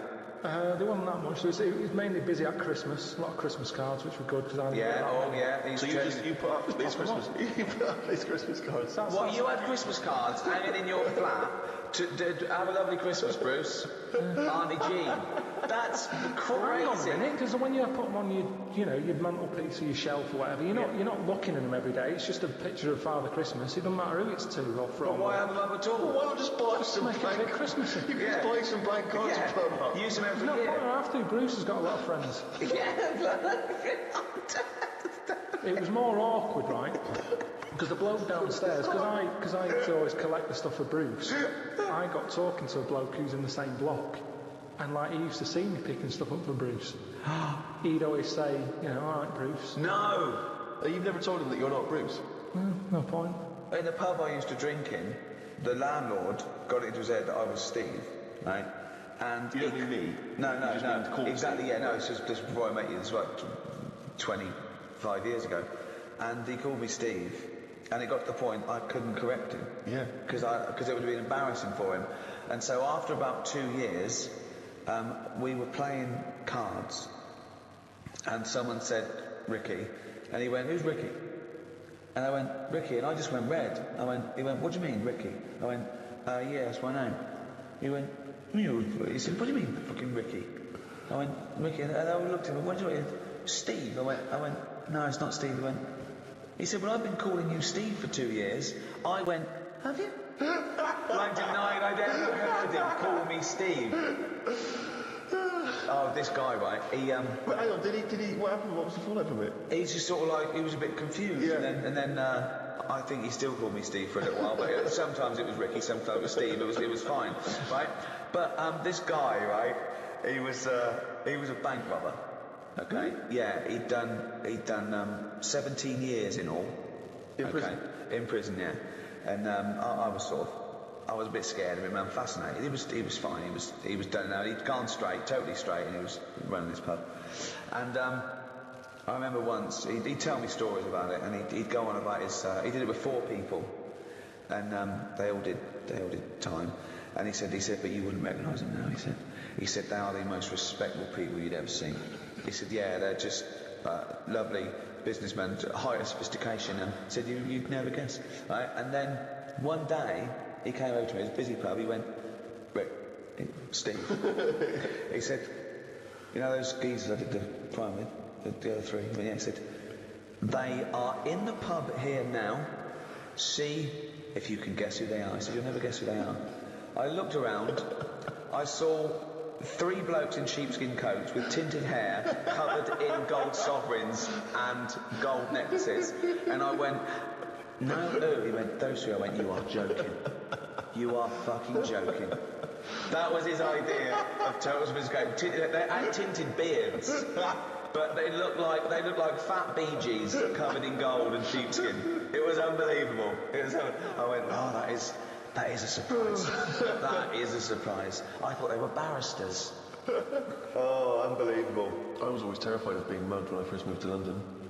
And you remember, Rick, I had a wallet with all my stuff in, and then I took to carrying a fake wallet, which had some sort of old library cards and DVD cards, video shop cards and stuff, and I put a fiver in there, and then I got really anxious because I thought, what if I hand over my fake wallet, and he goes, "Well, it's a fake wallet." Okay, then I got to hand over the real wallet, but maybe he also punishes me, takes out on me because he's angry. So then I took to carrying a second fake wallet. So I spent about 2 months carrying 3 wallets around, 2 of which were fake, right? And then, do you know the reason I stopped? Because I thought, what if I give him both fake wallets, I give him one fake wallet, he opens it, he goes, "Well, this is a fake wallet." I give him the second fake wallet. Now he's going to be twice as angry as he would have been if he only had the one fake wallet. And then I was thinking, what if I do give him the fake wallet, and then he just starts using the library cards and the video cards, and he could run up a huge fine. Yeah. I'd be in the same position where I'd be not giving the money. Yeah, I don't believe you'd ever put a fiver in the fake wallet. You wouldn't be willing to. Yeah. I had a run-in with crime. I was ripped off. Really? In a big sting operation a few years ago. I was at home and I was rushing out, and the phone went, and it was my bank. Yeah. And I went, "Is that Mr. Gervais?" I went, "Yeah." He went, "Have you recently bought £200,000 worth of gold bullion?" And I went, "Jane, have we bought 200? So what? Have we bought £200,000 worth of gold bullion?" "No, of course not." "Oh, no."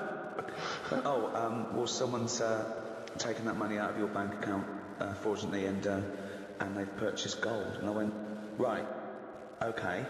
They went, we'd like your permission to get the CID involved. I went, well, yeah. I said, of course. I said, but hold on, you know it wasn't me then. So do I get the money back? And they went, yeah, all the money will be put back into your bank account. I went, fine. I said, yeah. I basically went, yeah, fill your boots. And they went, and can you come down? I went, oh, yeah. So I arranged the time.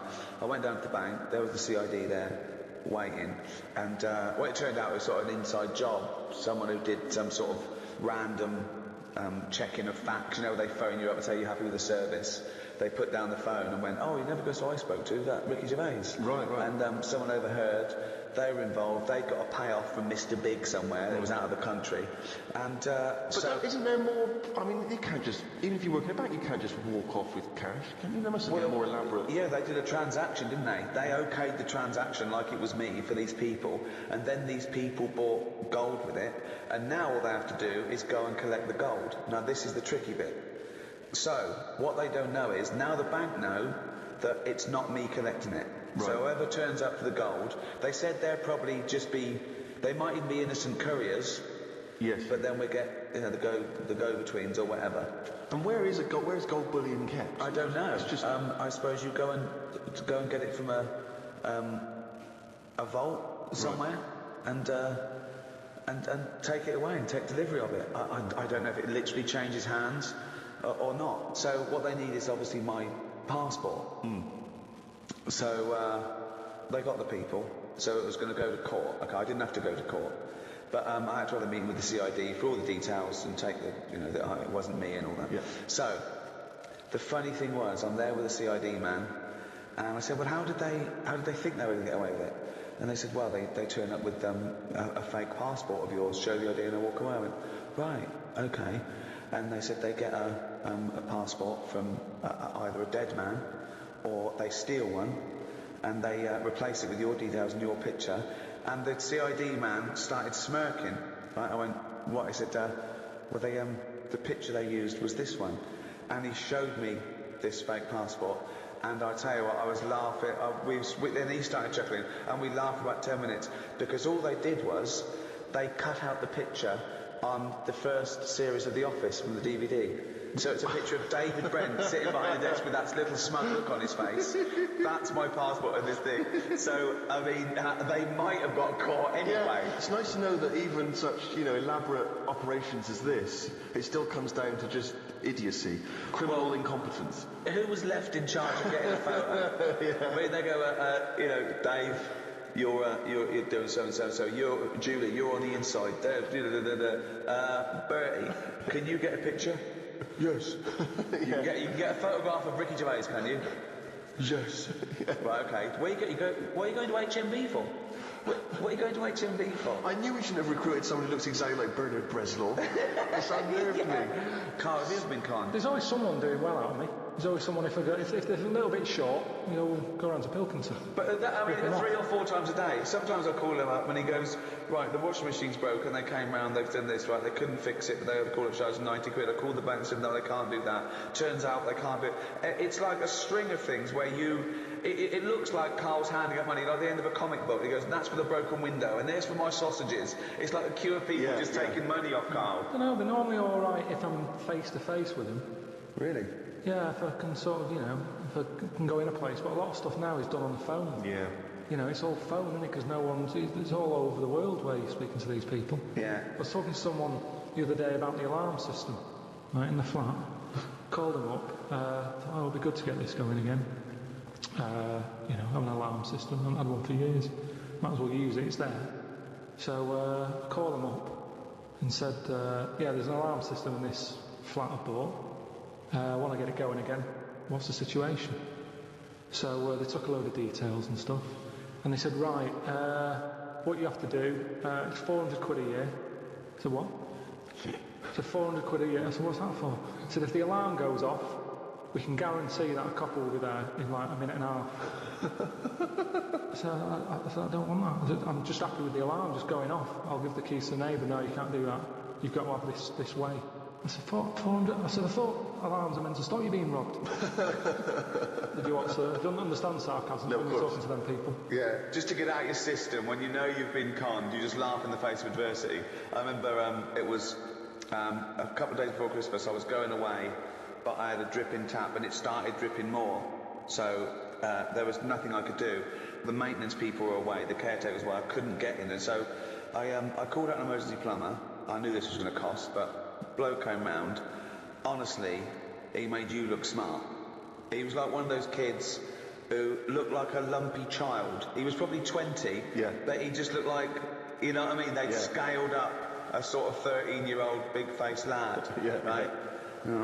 And he came in, and he didn't know how to stop it. He couldn't unscrew it. He went, I don't know what to do. I called my brother. He's there. Just like I said, Bob, what can I do? He said you could crush the pipe and then get it cut and fixed when you go. I said, great idea.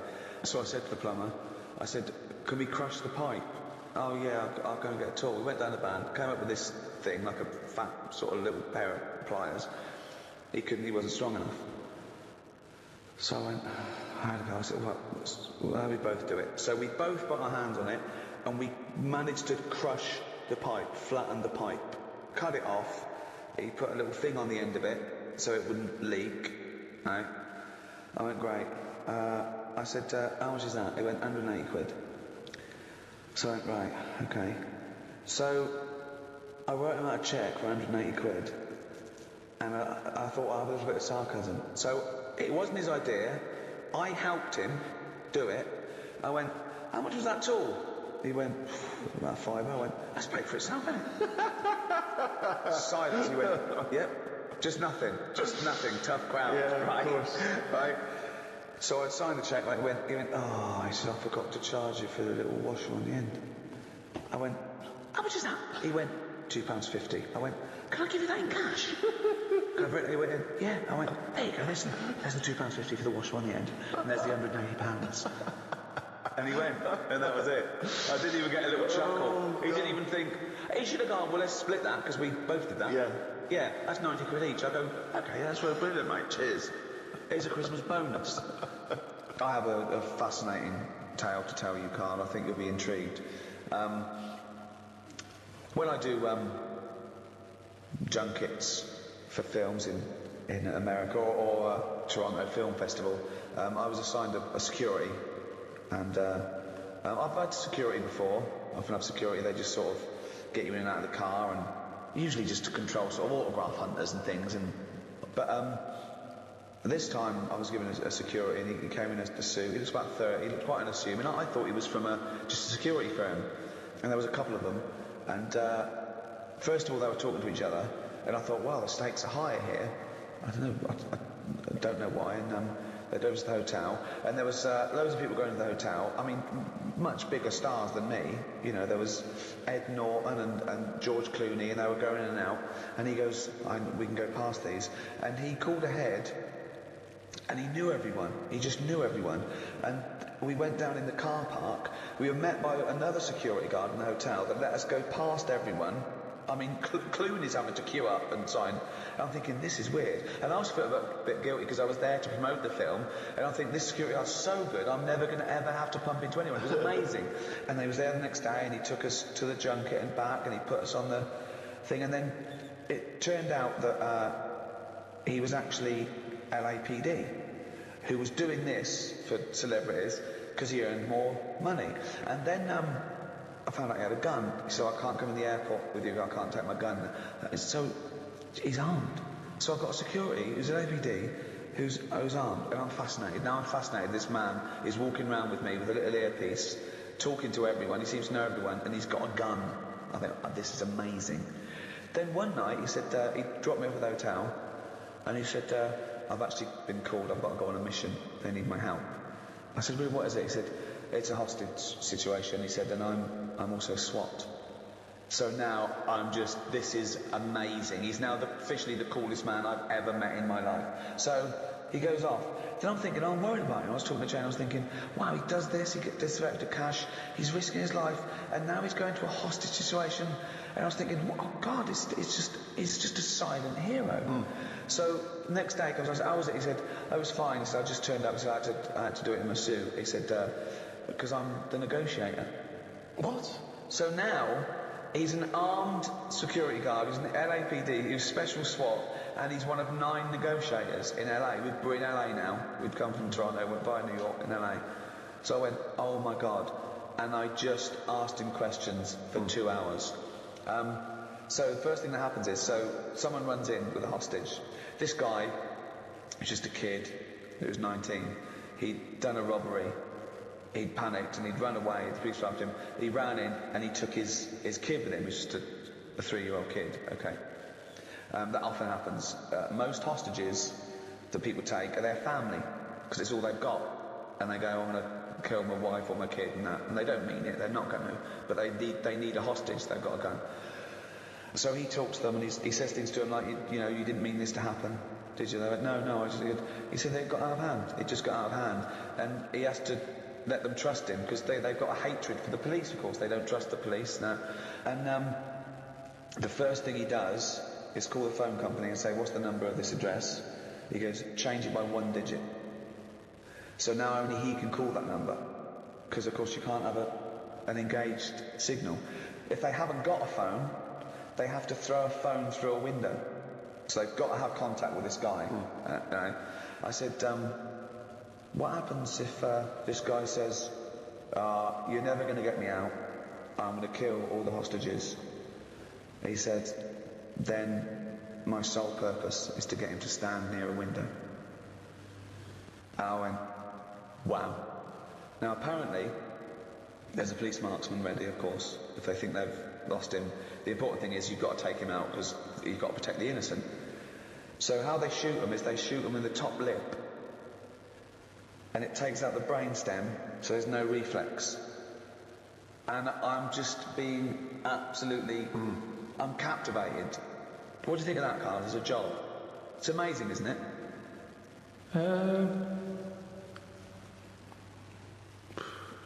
Yeah, I mean, once you've done one, though, it's like any job, isn't it, I suppose? Yeah. Once you've done one. Yeah, Not impressed? Boring. Yeah. No, it's good. Could you do it? Do you reckon you could do it? Do you reckon you could negotiate someone out of a hostage situation?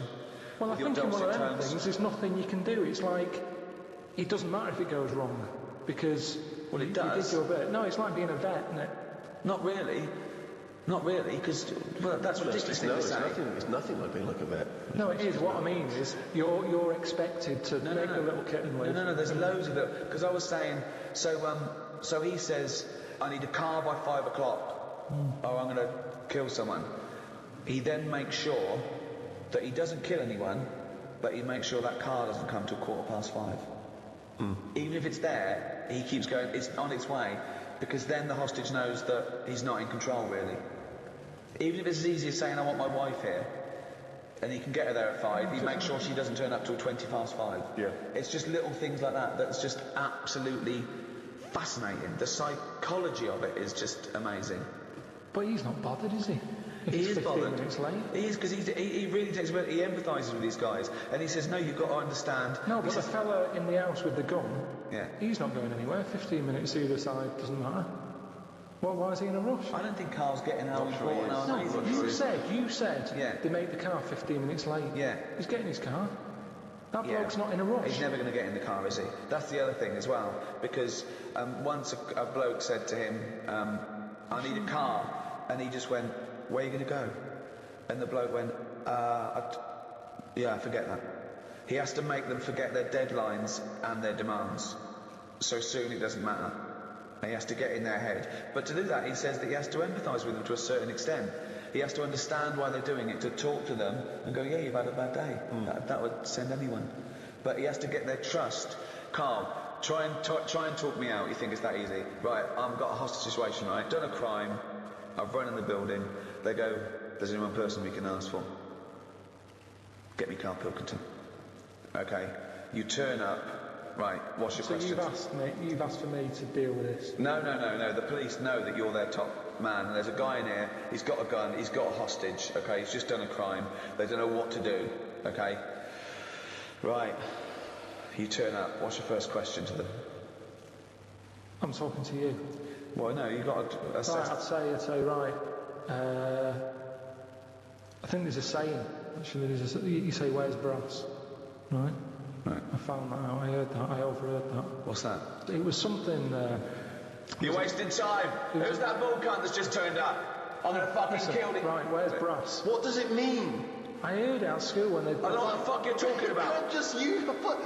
It means, I heard someone use it on the... Well, I don't know what the fuck it means. It All I means know- the top person Right. of the police who are around at the moment. Yeah, well, I'm the fucking top brass here. I've got a fucking gun against this kid's head. Who the fuck are you, bald little shithead? Where's my car? What car? I've asked for a car. Where's my fucking car? Am I talking to you now, am I? Yes, you are. Are you the negotiator? Yeah. Right. Get me a fucking car. Where do you want to go? I'm fucking sore for showing. Throw a phone through the window so I can talk to you over the phone. No. All right, in a minute. Don't ever fucking say no to me. In a minute, I said. Okay. Right, the clock's going. Where's this fucking Right, phone? listen, I've got a just sore hang on a throat. minute. I've got a Listen. sore throat. I can't talk anymore with that phone. I've been called up here. I can't hear you. I need the I've been phone. called up here Yeah, can you go put the phone through? Why are you putting the phone through, you dopey cunt? You want to talk to him? because I don't want to give you a phone straight away. You said you've got to delay him. No, you've got to talk to them. You shouldn't even demand a phone. You should make sure you've got a phone, you dopey twat. Give him a phone. Right, thanks. All right, how's it going? That's better. Right. Who are you, by the way? Who are you? Bruce. I can't give you them details. Well, you can, because I've got to trust you, dopey sod. Are you police, or just some fucking cunt walking by? I'm a policeman. Right, I don't trust policemen.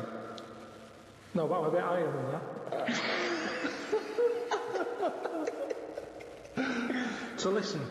Or don't you tell me I'm laying down the law here. No, listen. I'm going to shoot someone unless I get a fast car. I've done a robbery. It's all gone wrong. You're having now, but I want a car to the airport. I want a plane standing by.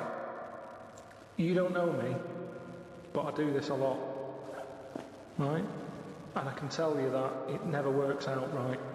Do you know anyone who's done what you're doing and is now living a happy life? Well, I don't care. I don't care about living anyway. I don't care about living out. I don't care if this goes wrong because I'm going to shoot the hostage. What's your problem? I'll just... I think you've got the wrong attitude, mate. I think you've got the wrong attitude here. No, but this is, to be honest with you, this was my last week. Why are you telling him that? Because I want to bring him down to my level. Right. What's that got to do with it? Well, you know, I've done this job for a long time. Right. And sometimes I felt like you. I've Right. been, you know, even though I'm on this side, you know, sometimes I feel like, oh, I've had enough of this. Right, well, I haven't enough, but I'll tell you, I don't care about living or dying here, so if I don't get a car to the airport, all bets are off. I'm killing everyone and then myself, so you'll be a big loser. You will be a big loser, son. There you go, I'll give you the clue now, Carl. He doesn't care about getting away with it. Now you've got to get him to stand near a window. You've got to take him out. Because I've got a gun to someone's head. You can't burst in, right? You've got what? Come on. How do you get him to stand near a window? Oh, I bet you're hot in there.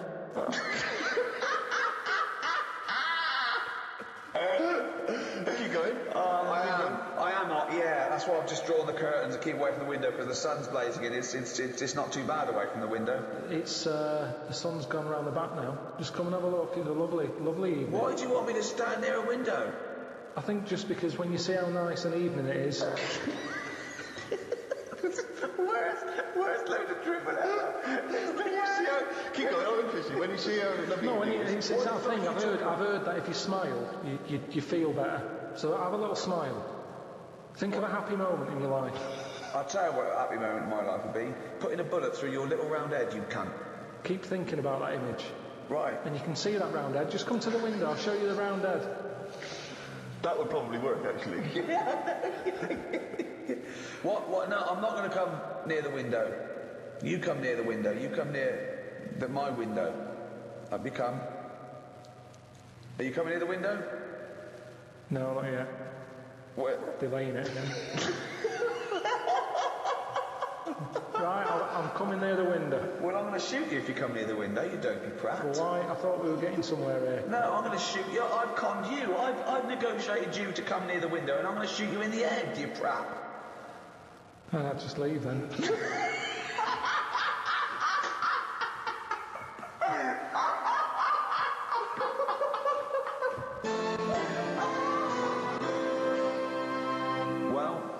that's about it. I hope you enjoyed the Ricky Gervais Guide to Law and Order. The next one in the series is the Ricky Gervais Guide to the Future, which is out on the 29th of December. So look forward to that. Anyway, it's goodbye from me, Ricky Gervais, Stephen Merchant, Goodbye. and Karl Pilkington.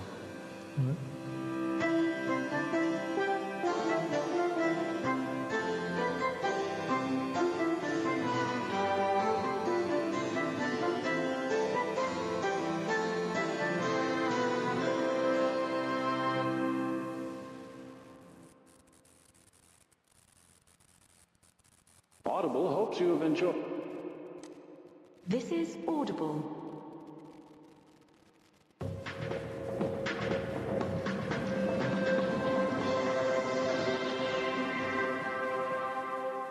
Well, here we are, number 5 in a series of 6 of the Ricky Gervais Show, with me, Ricky Gervais, Stephen Merchant, Hello there. and Karl Pilkington. All right. Well, Karl, you are officially a published author. Your book came out, The World of Karl Pilkington, and a copy will go in the British Library. Will it? Well, they have to take every rubbish. I think it'll go in the British Library lavatory. From what I Yeah, understand, yeah. it'll be in there with like a collection of like novelty postcards and maybe a Viz compendium. But, you know. Yeah, so they take everything. Just think of that. But is that a rule they set up when books were more important to people? And now it's kind of like, I wish we never said we'd do that. Well, they have to add 2 miles of shelves every year, apparently. That's what I mean. Now, surely, they change a lot of other rules, don't they? They used to allow people having their head cut off. And now they've gone, we shouldn't do that anymore. So we'll sort that. Why don't they just say, only so many books a year, make it in there? Ones that are important to the future. But who knows what's important to the future? Well, normally, when I say something that I think's a good point... Yeah, but you're always wrong. No, but what I mean is when I say something that I think I have got a point there... Yeah, but you're always wrong.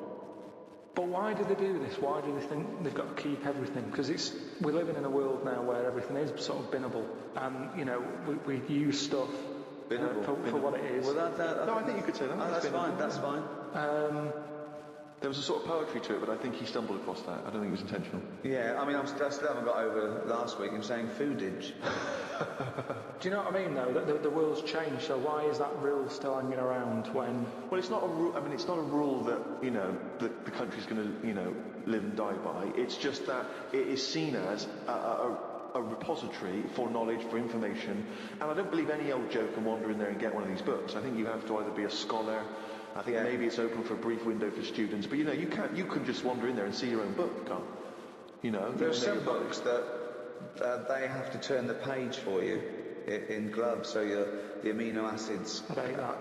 Yeah, with yours, it won't matter. They just go, it's over there, or they throw it to you. No, it's just... Or they slide it along the floor. Well, they say, I can't give it to you, Carl, because it's propping up this desk. Yeah, they kick it to you and say, put it in the bog when you're finished with it. It's just that thing of being timed, though. I hate it when people go, oh, have you read this?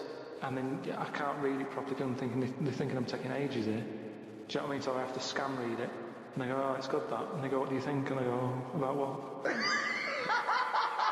So I hate the fact that someone stood there with gloves on, because that isn't normal, relaxing sort of reading, is it? But it's not, you don't go in to read the Doomsday Book, let's say, in order to just have a relaxing read. You're going in there to study. They're professors and scholars and scientists and historians. They don't wander in because it's raining and they go, what's a good read? There's not a man wearing white gloves turning the pages of the latest Jackie Collins. Exactly. Do you have heat? Watching your lips move as you read to see if you can turn the next page. I suppose I shouldn't really feel guilty, because at the end of the day, right, I mean, people always rave about Shakespeare, saying, oh, his work was good. But Brilliant. at the same He'll time... probably put that on the book when he brings another one out. He'll put your review on it. Yeah. Oh, that was good. Karl Pilkington. But at the same time, like, some people will have a go. I'm ready for people having a go, like that Wendy did about me little films I made. There's always people... Wendy Robinson? Yeah, That's her opinion. For those of you who didn't hear last week, she slammed Carl. No, well, each to their own and that. And, if everyone liked the same thing, I don't know what we'd do. Right? Sure. You don't know anything. So all I'm saying is, everybody raves about Shakespeare. When, if you properly looked at what he did, he invented a lot of swearing words, right? Effing and jeffing and that. Now, if That was one of his. Well, it's F and Jeff and F and Jeff in part 2. Did he make up a great deal of swear words? I don't know that I'm aware of this. a lot of them Shakespeare invented. But all I'm saying is, for some reason, when things are brought out years ago, people say they're good even though they're not, is what I mean. But let's not mistake the fact that Shakespeare is not, he's not, people seem to confuse him as though they think he wrote these things in order to be read. He wrote them to be performed, they're plays. They're not books in the traditional sense. He didn't bring out the latest book. No, but just when something's old, it gets a bit more respect, is what I mean. When I was watching that documentary about the real Indiana Jones, they dug out some rocks with drawings on, and they were like, oh, don't damage them, don't mark with paint, and it's like, it's rubbish. It was like a stick fella with a yak. And now, if that was found now, or if a kid showed me that, I'd go, hey, it's not that good. So what I mean is, because stuff's old stuff gets respect. But you're not judging it on its aesthetic merits, you're judging it on its historical importance. I don't think that's fair, though, because when that fella drew that, it wasn't old. He did it when he was knocking about. No, yes, but you must see the difference between you doing a stick man on a wall with a bit of chalk near your local and a cave painting that they date to 10,000 years ago. Yeah, so in 10,000 years' time, when they find my story about the monkey fireman, will it gain more respect then than it is now? No, less. But why is it? Because people will more and more realise what a buffoon you are. The more research we do, the more these podcasts we do, the more you expose yourself as an empty, egg-headed moron. That's a friend speaking right there, Ricky Gervais. No, he loves you like a brother. I just think, you've mentioned him before, Steve, this Peeps fella. Yes. Has he done anything else apart from a diary? Because now I've done a book and a diary. That means you're better than Pepys, well, is what you're thinking. Well, I'm not going to say that until I know, but what else did he do? Well, Pepys wasn't a writer predominantly. I believe he was, like a bureaucrat or something. But he kept a diary which has since become a historical landmark. And what did he say in it? What did he say in it? Well, it's again more because it's both well written and it's also an amazing insight. A social document as well. Yeah.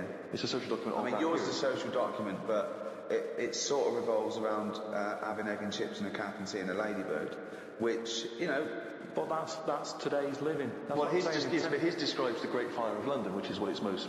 Yeah, but we haven't had one of them. If we had one, I'd write it down. I'm only writing what's happening. The ladybird happened, right? I wrote it down. He was just lucky. He was about in London when that happened. So you're a little angered that you've not witnessed one of the great disasters. Because the thing is, if they read your diary, they think, well, nothing happened that year. Nothing important in the world happened that year. Because your diary doesn't just mention, I mean, okay, yes, it fails to mention any disasters in London because we haven't had any, but it doesn't mention any, it doesn't mention any world events, it doesn't mention wars in Iraq, terrorism, it doesn't mention anything. But that's all being wrote about anyway. If you're saying there's a museum that's keeping everything, there's loads of other books on that. Who's looking at the fella whose skulls fell off? What? We see. It's interesting, isn't it? What do you mean the fellow whose skulls fell off? Well, that's what happened the other week, so I wrote about what? it. A fella's skull has fell off. What do you mean his skull has fell off? It's something to do with circulation. But what do you mean his skull fell off? It's in the diary. But how can a skull fall off? Because it's surrounded by tissue and it's got a brain. How can just his skull? How can it detach itself from all the stuff surrounding it? He mislaid all his dreams. But all I'm saying is that's not getting a look in. No, because it's not significant or probably true. Good point, Steve. All right. Well, I'll just consult the diary quickly and find the moment with the man whose skull fell off. Oh, here we are. Yeah, looks like the world's fattest man is having an operation to get rid of some of the fat. Mm-hmm. He has to have an iron bed because that's the only thing that can hold his weight. Mm-hmm. There's also a man whose skull has fell out. He's in hospital somewhere. I hate that. It would make me panic. The hospital is busy with people coming in to look at their head. What are you talking about there? That tells us nothing. Right, it's impossible for a skull to fall out. How are scholars in 10,000 years going to be... What are they going to decipher from that? They can sort of... There's not enough incident detail. But how did his skull fall out? Circulation problems. But answer the question. How did his skull fall out? Fall out of what? He was at home. and I don't know if he was combing his hair or something, but it come off. What did? His skull. What do you mean, his skull? Do you know what the skull is? It's a part of the head. Well, no, it's the structure of the head. It's the bone. Do you mean the top of the skull?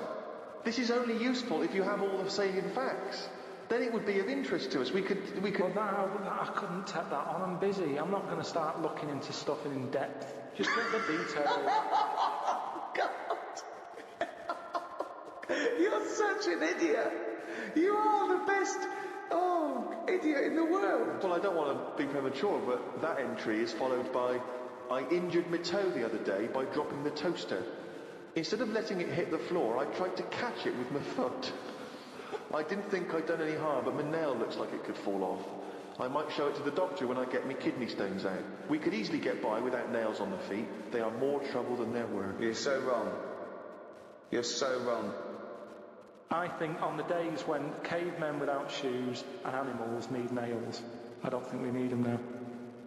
I honestly, because you hear about ingrowing toenails, right? So that's a problem. You've got to cut them. Stuff gets under there and gets infected. Get rid of them, you won't have any of that. As long as you wear shoes. No, you'd have unprotected toes and fingers, wouldn't you? I didn't say on the fingers, just on the toes. So why do you need them on the fingers and not the toes? Because you use your hands to do stuff. I've said about toenail out, it'd be good to have it growing on the head. What? Just having like a sheet of it, just like a nail on the forehead. It wouldn't look weird because we'd all have it. I'm not saying... What are you talking about now? I'm just saying, I don't want to go on about evolution and stuff because we've done it all. What do you think the skull is for? No, but I mean on the outside, so that when you bang your head, it's a little bit more protection. Like people, I mean, you're looking at me like that, why do you wear a helmet on a bike then? Because the bike wasn't meant to invent it. We weren't meant to whiz along at 70 miles an hour with evolution. I know, but because life's changing, like you've said. But you can't go, let's evolve, let's re-evolve. Okay, let's assume we've got this nail on our head that's growing out of our forehead. So we look like one big thumb. Yeah. Which weirdly, Carl kind of, I mean, you can almost imagine it looking at Carl now. You can imagine a big nail there. Does the nail continue to grow? Do we have to trim the head nail? Yeah, in the same way you get a haircut. Why is that preferable in your mind to just wearing a crash helmet in instances where you might have something hit your head? Just because, for a start, helmets, you have to carry them around with you. That's one thing that's put me off on the motorbike. Whenever you see someone on a motorbike, it's all like the clothes they've got to wear. And it's like a big upheaval, isn't it? It's you know, if you have a car, you can get in with your shorts and your flip-flops on. A motorbike, it's like you're an astronaut or something. You're only nipping down the road for some milk. Do you know what I mean? So what I'm saying is get... But does it annoy you having to put shoes on every day and underpants and a vest and I don't know... No, but once they're on, I'm not carrying them. They're on me. If I had to then take the shorts off for whatever reason and walk around holding them, I'd go, I can't be bothered. I don't like holding a bag. I don't like bags. We carry too much around with us now. I don't like carrying stuff. It's just a hassle, isn't it? It's just endless things he doesn't want to do, doesn't like doing. It's like carrying bags. Who the hell has a gripe about carrying bags? Why is that a concern? Because it's stuff that's on I love the way that he wouldn't mind having a nail going out of his fucking head, but he doesn't want to carry a bag. What's good with it is everybody's got one of these. And but it's not going to happen, Carl. And the most important thing in your body, apart from the heart, is your brain. So protect that, not the toes. The toes we can get by without the toes. But your head's important, isn't it? There's a lot of stuff in your head. And I know all this just after seeing the Bodyworks thing. I went to see it's a show on there, there's a load of like dead bodies and that. And you can see how much stuff's in the body. And there's loads of stuff. There's nothing in there that you don't need. It's all doing stuff. Everything in your body. We've been telling you that for years. But you reckon you don't need the toenails? Yeah, that's on the outside. I'm saying everything that's on the inside of your body, right? You don't need the appendix. No, but doesn't that depend on what lifestyle you have? Well, it's a hangover of when we probably ate a lot more cellulose, and it's. Yeah, well, they might come back. Things are always coming back, aren't they? So if people start eating them again. What about male nipples? Sort of looks alright though, doesn't it? Because the chest is quite plain, so with nothing on it, you'd go, what's this? It just balances it out. I think it looks alright. I think it works. So leave it.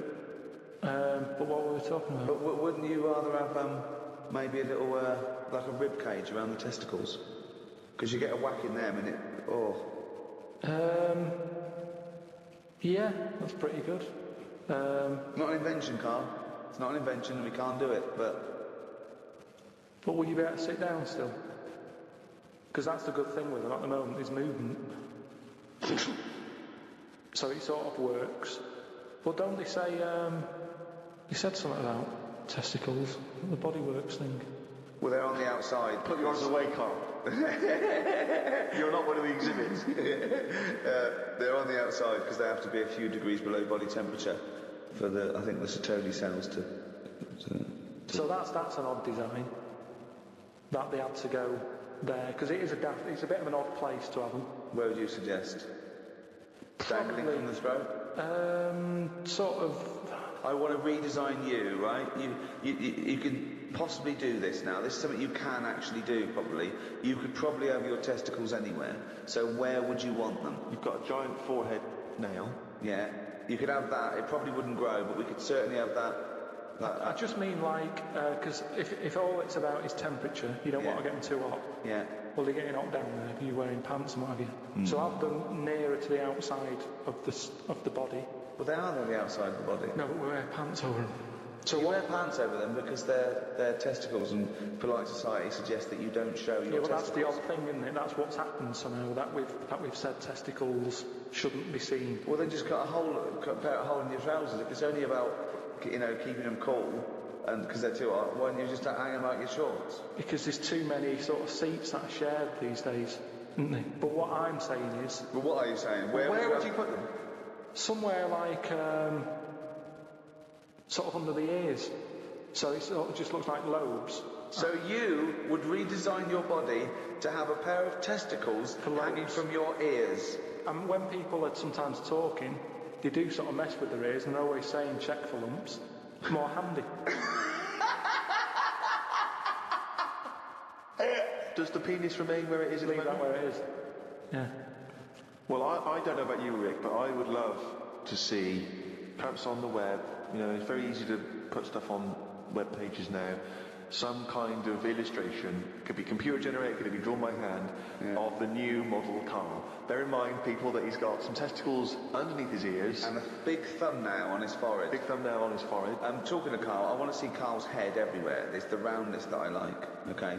So do a viral campaign. Anyone out there with a picture of Carl, just get it everywhere. Because I want eventually everyone to, as they walk past him in the street, to shout, "You shaved monkey," or "Look at that bald head," or "Look at fucking coconut face coming this way. You got a head like a fucking orange."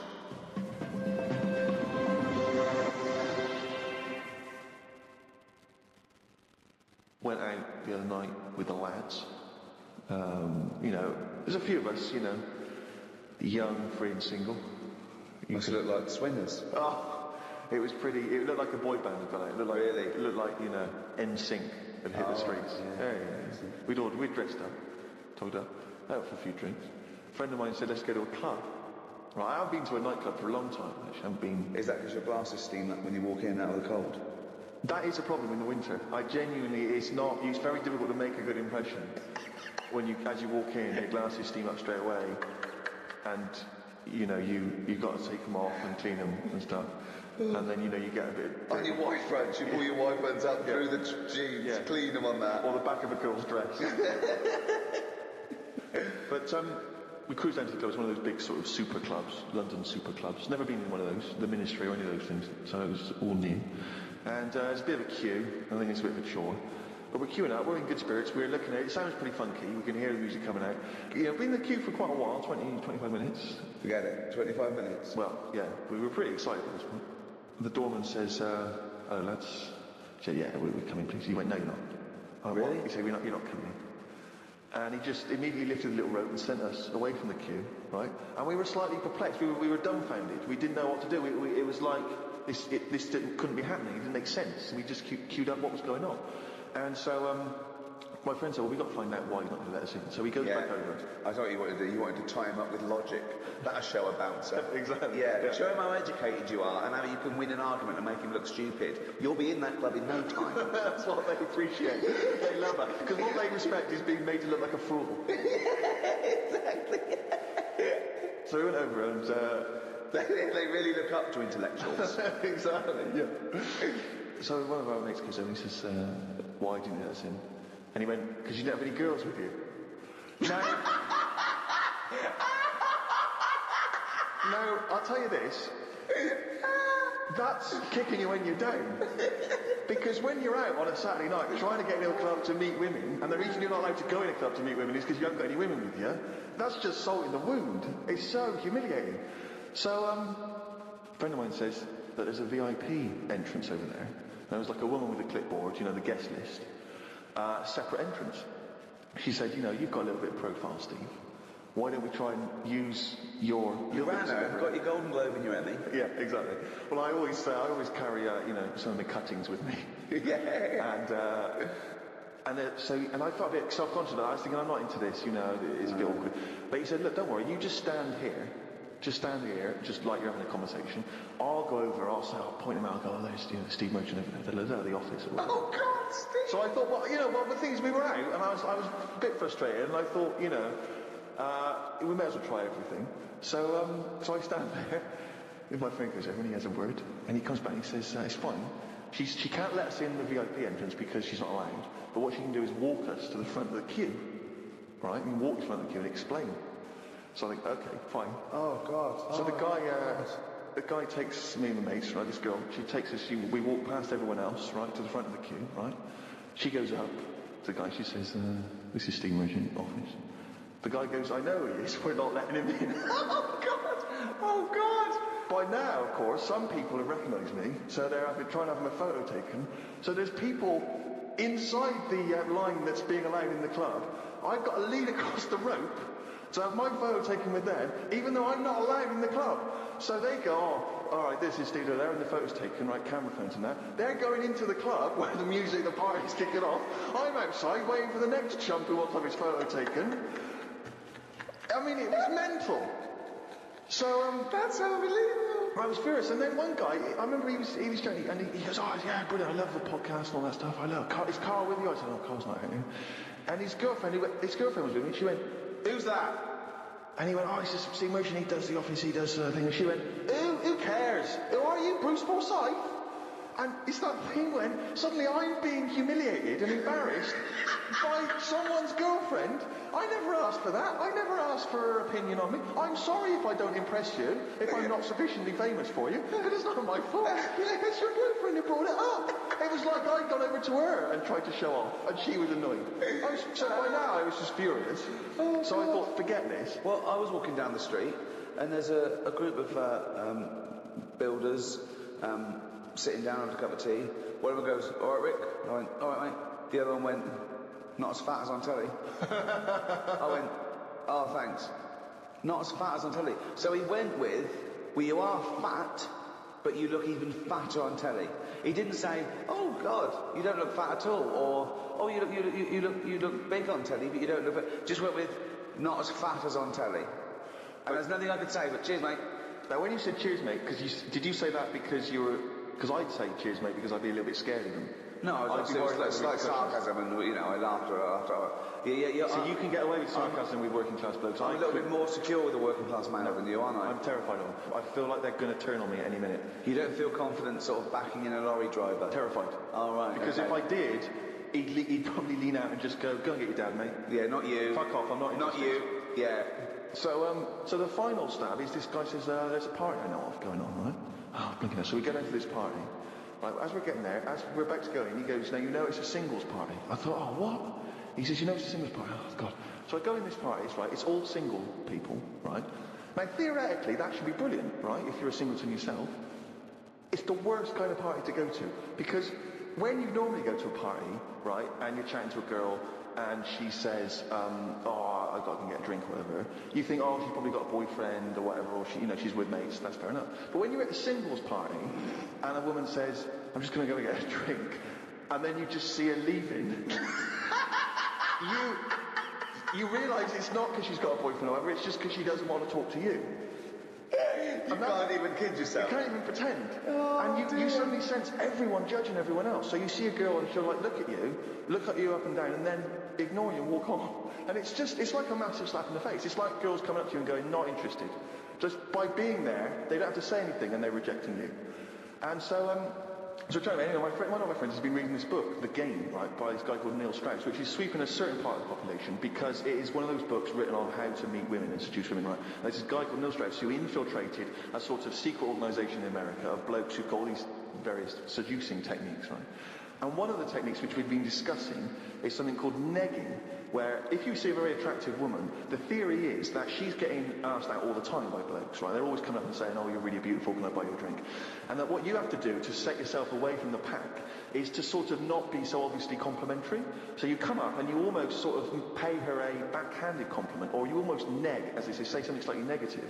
So what you might say is you might go up to her and say, oh, I like your shoes. I've seen another girl wearing them in the club, right? And the theory is that she's sort of, and she's a bit taken aback, she's a bit sort of thrown off, and then, of course, you start complimenting her, and you start building her back up again. It's very elaborate mind games. I'm not saying it's a good idea, but we've been talking about the neg, and I was chatting to a girl, and I was a little bit drunk, and I wasn't thinking it through, and I thought about the neg because it wasn't going very well, but I don't think you should say to a girl, I think your ears are a bit too big for your head. Because, you know what I mean? It's like you can't come back from that. And there's nowhere else to go, because that really is just an insult.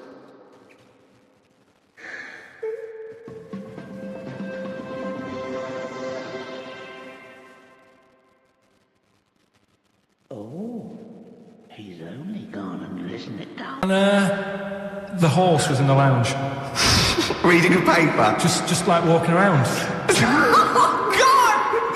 This... And when I was doing it, I tried to earn myself some money once by flogging little flowers in plastic cups. What? This is genius. It just keeps going. What do you mean you're trying to flog little flowers? What do you mean? Wait. Let's play a record and come back to this. It's always going to just unravel and unravel. It's going to go for hours. Let's play a track, Carl. Deeper, it's like an onion, isn't it? We've created a whole world here where there's a man living with a horse. Just walking around the lounge. I come from the West Country, I've never heard anything like that. I just think of a big sort of like orange carpet and a rediffusion telly and this horse going, I'm fed up in here. Exactly. This is really... I am not taking the rubbish out again. Yeah. Right, play a record. Let's have Velvet Underground. We've got that lined up. Oh, yeah, the classic from the first album. I'm waiting for the man. Let's come back to the horse in a second. Little flowers in pots. What do you mean?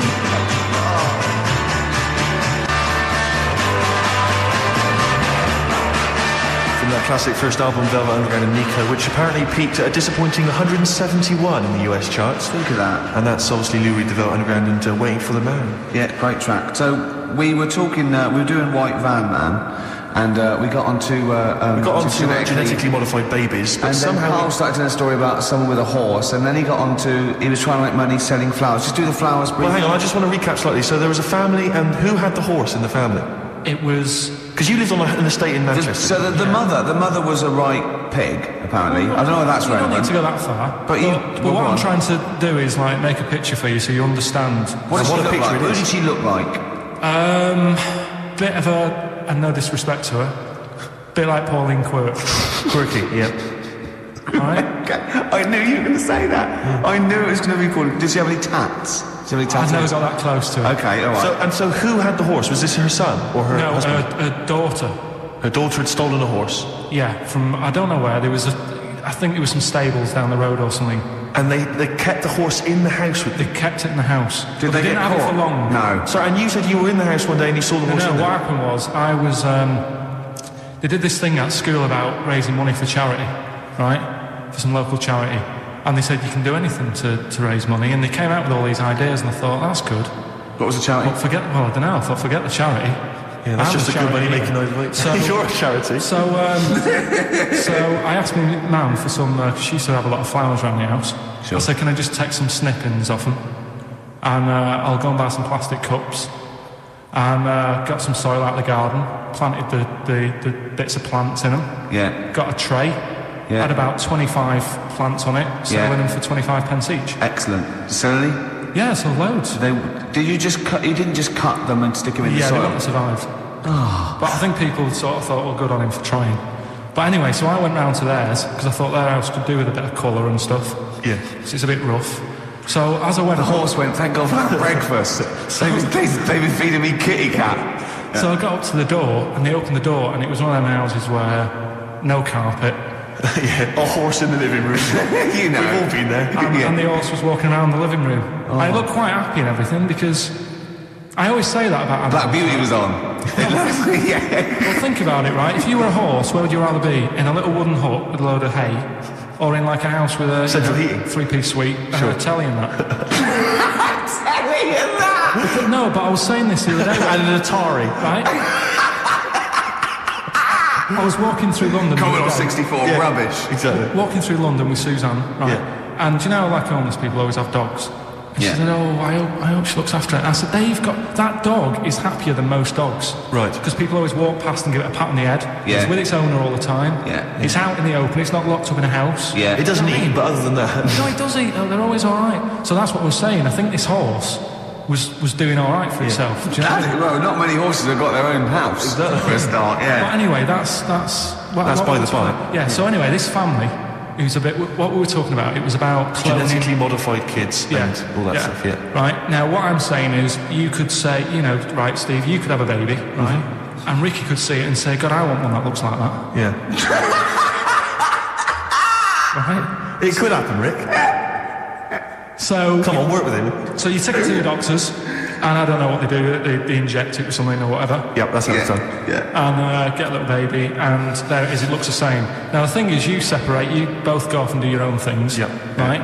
Now, you look at Stephen, you look after your baby. Yeah. You treat it well, you give it good food and Have a good day. all the vitamins and stuff. Yeah. Ricky just gives it cheese.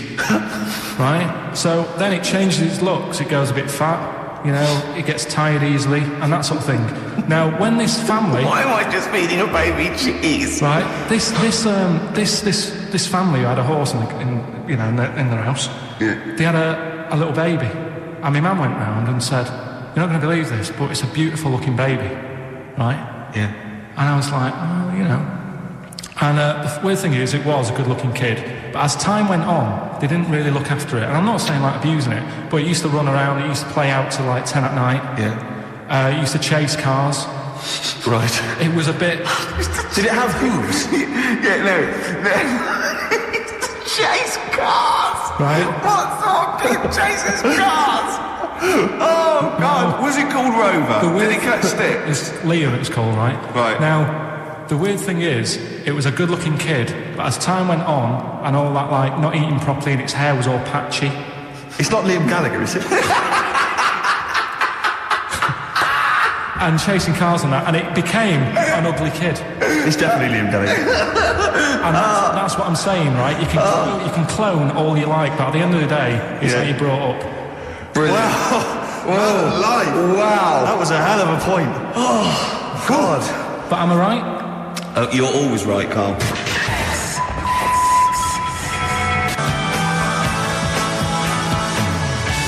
Alright, this is Karl, the producer of Ricky Gervais and Stephen Merchant on XFM 104.9. We're playing out some of the best bits, hope you're enjoying it. Here's another one. And now it's Carl's bit. It's the re-education of Carl. He's like Liza Doolittle. And now he's coming to... Or Lawnmower Man, if you've seen that film. More like Lawnmower Man, if you've seen the film. You know what I mean.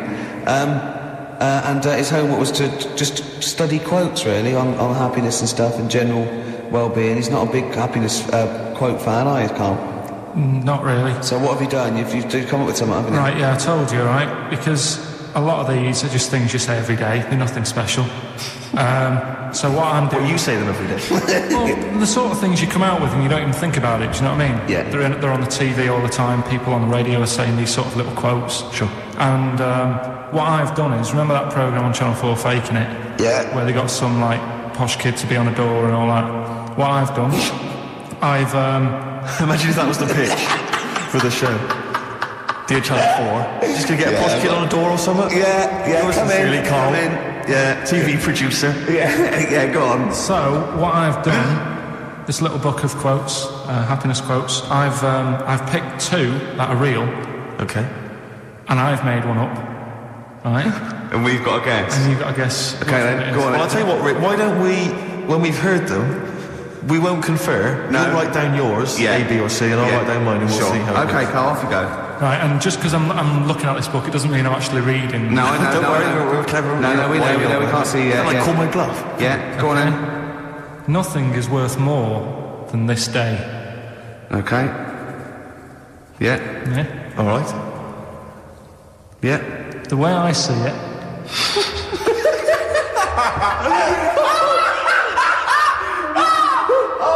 Oh God, my head's gonna burst. now hang on. My head's gonna burst. No, this might not be Carl's. It might not be. How do you know I haven't tweaked them a little bit? Yeah, good Okay, point. fair Good enough. point. No, good point. The way I see it, if you want the rainbow, you've got to put up with the rain. Yeah. Okay. All right? All right, yeah. Okay, hang on. It's not here. Come on. Cat food, Cat food, come on. it stinks a bit. But if you don't put up with the smell, the little kitten will die. Steve, I don't know what to say. I don't know what to say. Imagine this in faking it. Imagine their faces when he says that, and they're going, "Oh my God." Oh. Carl, play a song, mate. We'll have to confer on this one. Go on then. Right. First one. Nothing is worth more than this day. Excellent. Next one. What does that mean? Well, cherish now, cherish your time. Okay. Because you can't get it back, and Yeah, you know. that's the way I saw it. Carpe diem, whatever it is, seize the day and all that. Okay. If you want the rainbow, you've got to put up with the rain. Yeah, of course. Yeah, rough with the smooth. You know, it's not all plain sailing, but you know, rainbow's beautiful, but it comes because of the rain, which you might not like. So Yeah. make the most of everything, and yeah. Good.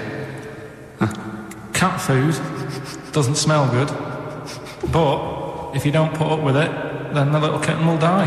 Right, no, Carl, that is a good effort. Now that one's yours. I mean, obviously, right? Right, no, but it's a good effort, right? I mean, it slipped seamlessly into the others. Yeah. Don't think it didn't. No, but it's good. I mean, we knew it was that one. But what I will say is, it's good. But what you don't know, maybe subconsciously, is, I mean, it's very similar to the putting up with the rain and the rainbow. But that's good. Why do you think that? Well, What does mine mean? well, even though it smells bad, it's good for something. Right, So see, that's I didn't look at it like that.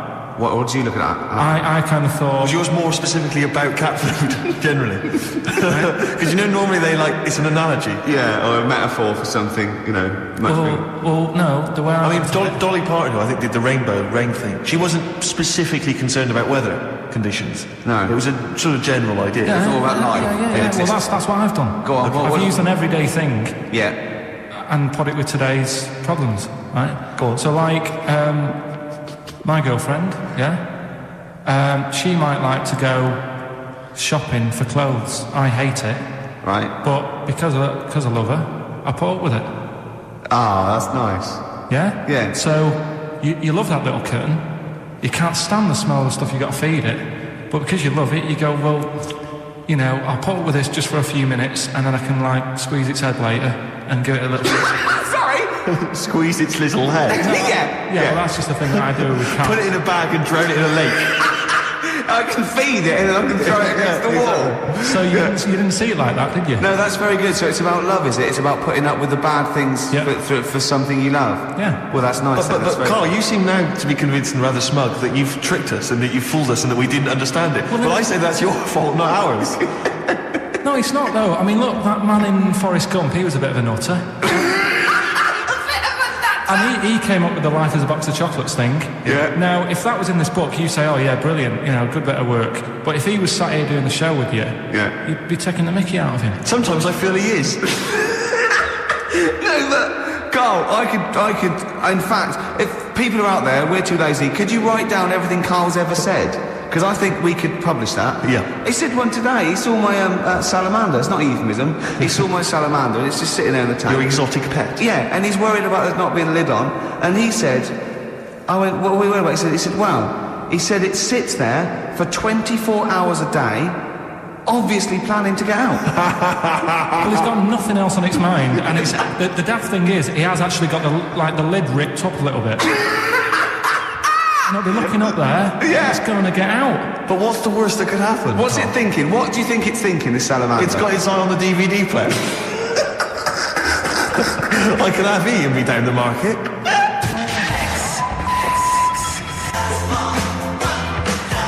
Class. Rock the Casbah. I love the fact you had at least 3 minutes to get that right. I know. Prepare and get that right. I know, but my mouth was full of Maryland cookies. Yeah. You know, last week, this would blow your mind. He came in, do you know what he bought for himself? About 10 penguins. Who buys penguins still? I know. All wagon wheels. Oh, I've never liked wagon wheels. Have you not been a fan? No, but I'm sorry about that. It's The Clash and Rock the Casbah. Talking about records, have I told you that time my brother-in-law, he was moving out of his place, I think moving in with my sister, and I was about like, I don't know, 13, and so he was about, I don't know, 30, and I moved in, and he brought round all his records when he was storage to leave them at our house.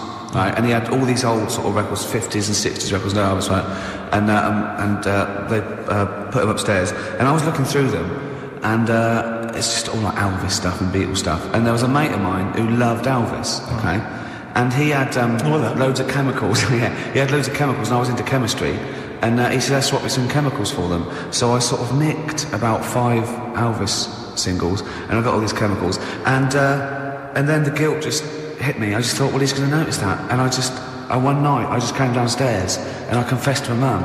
And she went, all right, well, I won't tell him, but you've got to be good.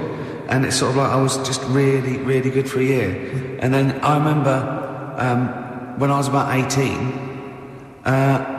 my brother was talking about it. And he said, did you ever play those records I left for you? Brilliant. He told my mum, he said, these are for Ricky. She just didn't tell me. She was sharp, wasn't she? She used opportunism there. Oh, that's genius. And that was it. That's why I was good. But you've never stolen anything since, have you? No, I don't. Except that spate of shoplifting after that to teach your mum a lesson. yeah. Well, I went round and arson. No, I did. I just couldn't believe it. It was terrible. I remember. I think all kids go through a phase of shoplifting. And when I was going through it, I used to just little things, just like magic markers and magazines, Mars bars, that sort of thing. Yeah.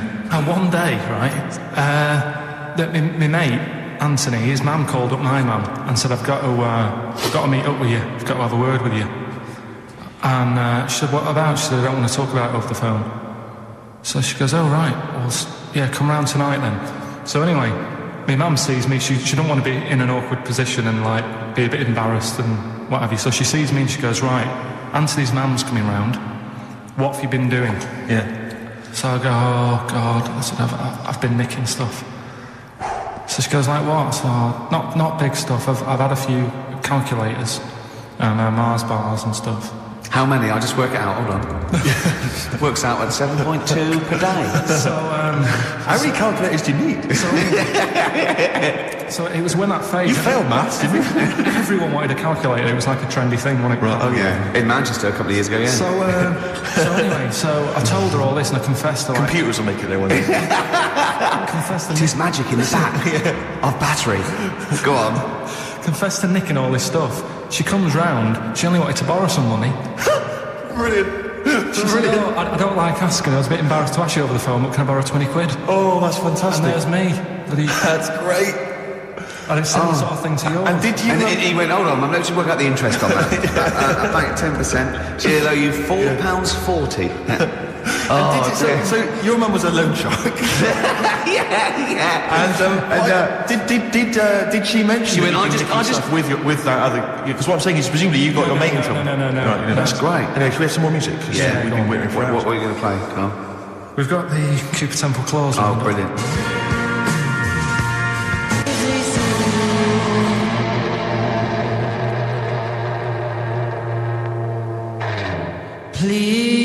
Please. Cooper Temple Clause. Who needs enemies? Good question, lads. Nobody. 6FM 104.9. I'm Ricky Gervais. Oh, they should print a little book of those. They're great. Oh, how you can relate any song or artist to anything else. Easy. Well, yeah. So me and Karl went out for a beer, and it was great, wasn't it? Yeah, we started off, and you met my mate Robin, didn't you? Yeah. And some of the stories. Do you want to tell Steve some things about Robin that you learned? Do you know him well? Yes. Well, do you know about his worm problem as a kid? Go on. Right. What I can remember is he had worms as a kid. Not sure how you get him. He never answered me. He was getting a bit touchy about it. Right. This is like the second time I met him. I think he was a bit annoyed that Ricky told me about his problem. What now? Now, straight away, you not being there, instinctively, what do you think went on with this story about worms? My suspicion is rather like when you told a group of people that Robin had once suckled milk from a cow's udder. Yeah. Did he mention that as well? Yeah. My suspicion is that, like the cow story, the worm story is not true. But why would he get so sort of uppity about it? Well, Because it's not true. Imagine if that wasn't the first time he'd done it. Imagine if he did that every single time he was with somebody for the first time and Robin was just met them. He will tell that story to anyone. But they do say there's no smoke without fire.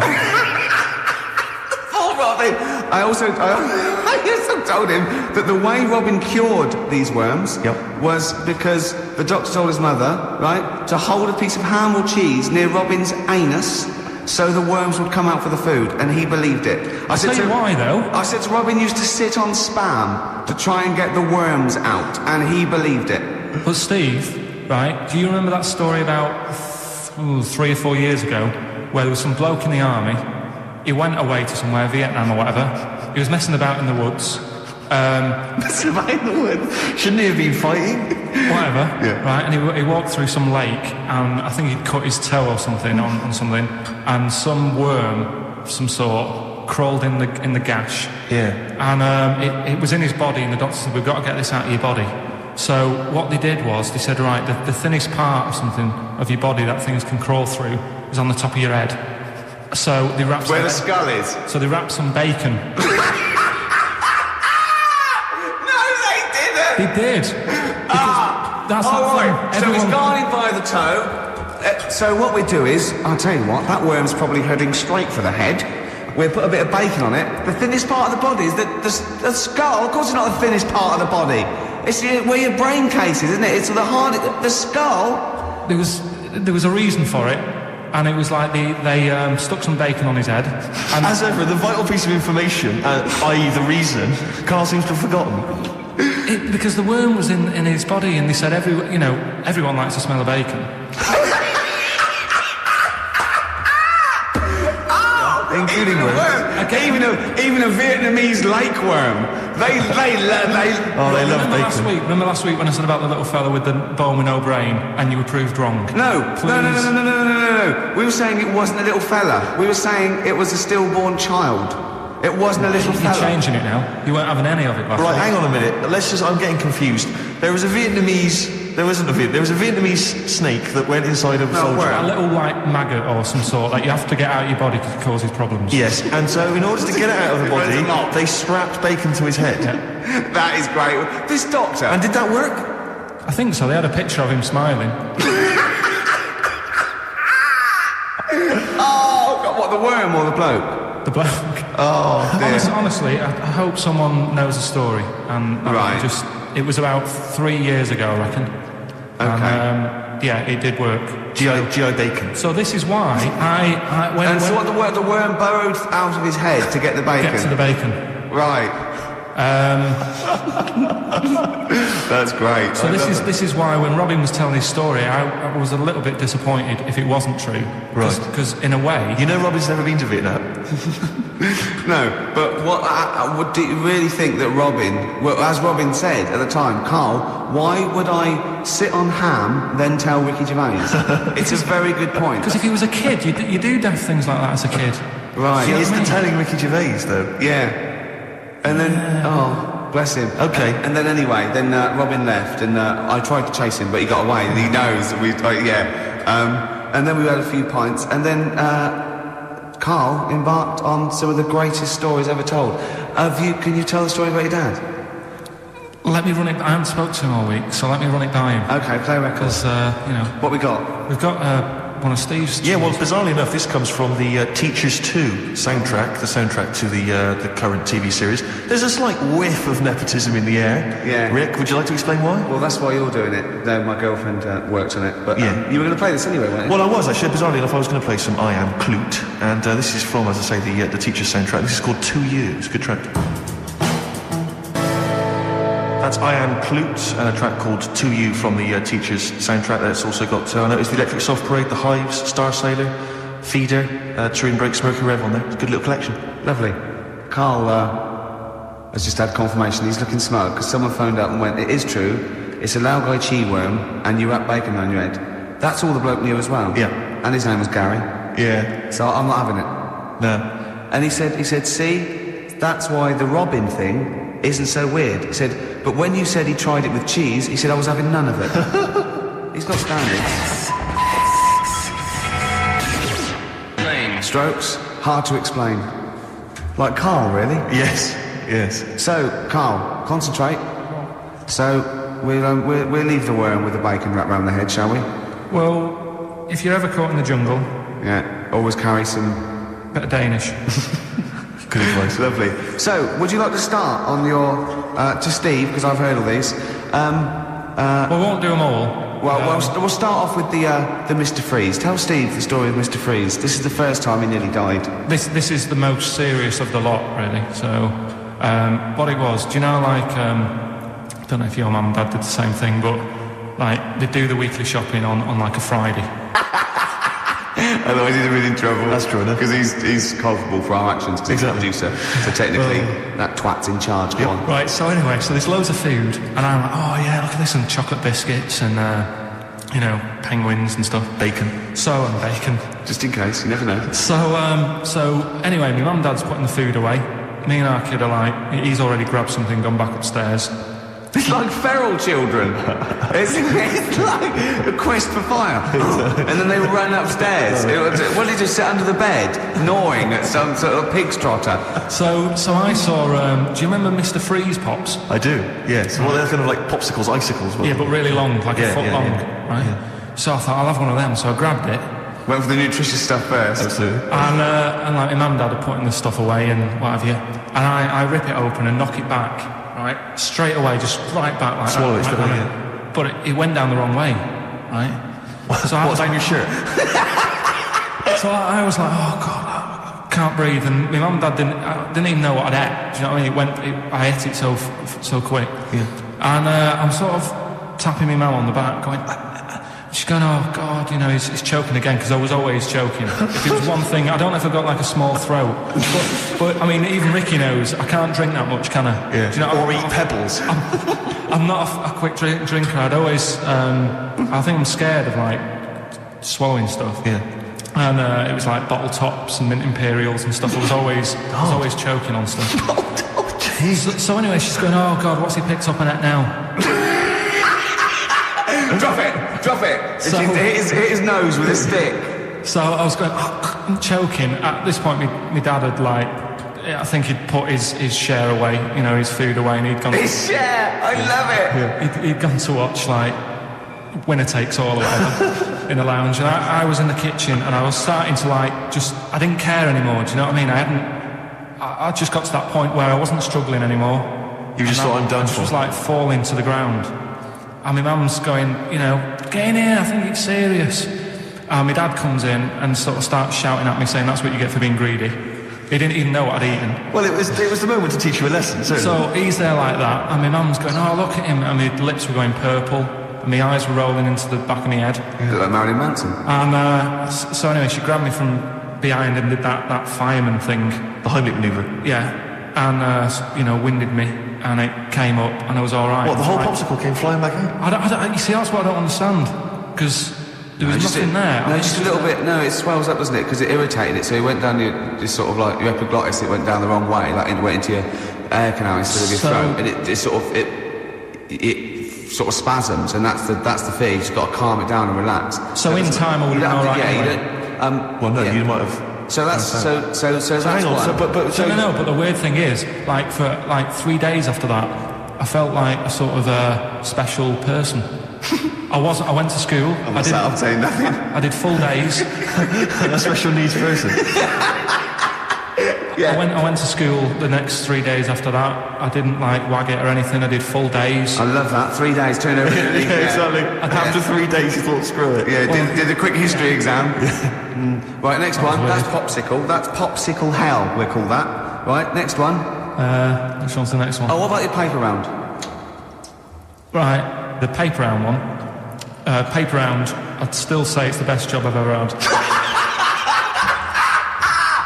And he means it. No, I really enjoyed it. It's like, you know, you don't have to work with anyone else, right? So you make your own rules. Just think of that. You sort of You're spreading information to people. Vital information. Giving a service. Yeah. And no one else is around, you know, you can just do what you want and think about stuff whilst you're cycling around on your bike. It's really good. Yeah. So anyway. Can you imagine the stuff he's thinking about when he's riding around? I can't. Getting in the head of a salamander. So anyway, I loved it. And even though I only got 50p a day, right, no matter what the weather was like and stuff, I used to get up at 4:30 and go and do the round. And why'd you get up at 4:30? Because I wanted to watch the Pink Panther at 5:30, so I wanted to get me paper round done. I said, why didn't you watch Pink Panther? And then he went, I can't sit there thinking I've got my paper round to do. You'll ruin it for him. Yeah, so is it a good job or not? So 4:30 I was up and about, and this morning it was like winter, really bad winter, bad snow, you know, freezing cold, really windy and all that. And my mum said to me before I went to bed, she said, don't be getting up tomorrow, I'll give you the 50p. I said, it's not about the 50p. So, you know, people want the papers and stuff. So anyway, I went to bed thinking, you know, that's it. I've told her I'm still going, so, you know, whatever. Go to sleep, get up in the morning, and put all my kit on. And I used to have layers of clothing on because it was really cold. They had a big anorak on with the fur on. I had waterproof pants, and I got my paper round bag. And I went downstairs to get out and tried to open the door, and it was locked. I thought, oh, God. So she'd locked it so I couldn't go out, so I'm searching around the house looking for the keys. She must have hid them somewhere. I thought, oh God, you know, I've got the papers to do. So I thought, how can I get out? So I went upstairs, climbed out of the bathroom window. God. Right, and to try and jump out of the bathroom window onto the porch. But the problem was, I had so much gear on, I was like the Michelin Man. So I could hardly move as it is. Yeah. And I tried to get out the window, and I'm trying to stretch down like that, get my foot on the porch, and my bag got caught on the hook of, do you know, how you have a hook so you can put the window open? Right, yeah. The little arm goes on. My bag had got caught on that. I was holding on to the wall and my foot on the thing, so I couldn't sort of pull it away in case I pulled it away and then fell on my head. Yeah. So I'm stuck there. Dangling. My dad comes back from working nights. Yeah. He thinks I'm a burglar. Gets out his gun. So he's shouting and stuff, going mad, and going, Dad, it's me. And he had to give us a hand using a... He's heard that wily trick in Manchester before. He had to help me using a washing prop thing, a big stick. What did he do? Well, he said, just hold on for your dear life, and I'll sort of push the paper bag off the hook. Why didn't he go upstairs and sort it out? It was at that point where I was in the middle, there was nothing you could do, do you know what I mean? It's at that point where you've just got to make a decision. Yeah. And by the time you got upstairs, who knows what might have happened. Sure. Do you know what I mean? You've got to act there and then, not messing around. Yeah. So and you could hear downstairs, now here he is, the Pink Panther. Yeah. Dad! Hurry up! Panther, ever so pink. Oh. So that was close to death, because I must have been about 30 foot in the air. So, to cut a long story short, he gave me about 4 or 5 near-death experiences, and he went, and the whole point of this, he went, so that's why I think I'm going to die of something horrible, like cancer. And I went, why? He went, right, you ready for this? Yeah. He said, well, I don't check my balls. Right? He said, I don't like the feel.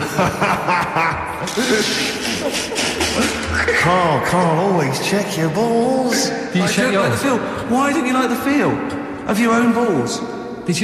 I mean, you know that I don't like bodies anyway. Right. Do you know what I mean? It worries me a bit that you've got all that going on in your body, right, and your skin's keeping it all in place. Stop. We're going down a whole other avenue of discussion. Let's play a track, let's come back to it.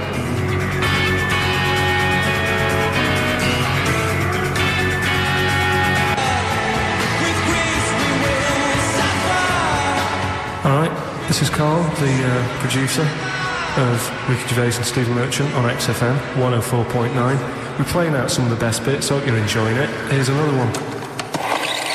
His homework was to come up with those stupid lateral thinking problems. We maybe should give an example of the... Romeo and Juliet, right? Romeo's asleep on the bed, Juliet's on the floor, covered in water and broken glass. What happened? And you ask all these stupid questions, and it's... Romeo's a cat and Juliet's a goldfish. Again, what am I thinking? Yeah. Yeah, go on then, Carl. Right, Yeah. there's a bloke lying on the floor, right? He's cut his head, blood's coming out of his head, and all his mates come running up, and they're all stood round him, and they don't take their hats off as a mark of respect. That is outrageous. Why didn't they take their hats off? I'm laughing, but it's probably as good as the real absolutely. one. A bloke's fallen with his... Yeah. He's lying on the floor. Yeah. He's dead. Yeah. His mates come running up. Was it important that his head was cut? I don't know. Would it have been okay if he'd have been wearing a hat? He wouldn't have been dead if he was wearing a hat. What's your answer? No, you're meant to answer a question. You don't just go, what's your answer? You say, where's the answer? You go, no, and I have to guess. It's obviously like sort of a motorcycle stunt team or a parachute. Why didn't they take their hats off? Because they're probably still on the motorbikes or something, or... Well, yeah, but if you mark a respect to someone, you could take your helmet off. I'm getting angry! What? They're parachutists. Why can't they take their helmets off? Because they're still coming down for their sky. But he's on the floor dead. Well, yeah, they can look down and see him on the floor. Are they on the floor, Carl? They're on the floor as They're well. walking, are they? Yeah, well, they sort of stood there looking at him. They're stood there. Yeah. They're stood on the floor looking They're at him. soldiers. Why? But why? Because it might be in a battle zone. They might have their helmets on, and he's been shot in the head. No. Well, that does work. You see, this is my point. That one works. That one works. Unless you give us a piece of information where that doesn't work, what's the difference? Why is yours different to he's been shot in the head in the trenches, and they're looking at him and they keep their helmets on? I just don't think it matters as much. If they're in the trench, they're already guarded a little bit, so they could take their hats off. It's the best mate, for God's sake. He's dwelling on this. Are they normal hats? What kind of hats are The they? answer. No! Don't get ratty! What kind of hats are they? Baseball hats? If I told you what sort of hats they are, you'd have the answer. Whoa! Okay, I've got to guess what sort of a hat it is then, have I? Right. Is it a trilby? No. Is it a bowler? I know what it is. What? They're spacemen. No. Oh, that's a good one. That one works as well. This is my point. I like that one a lot. It works. He's fallen on the moon, and not that the moon happened, it was set up, wasn't it, in the studio, we know that, yeah. Okay, Carl, what's your answer?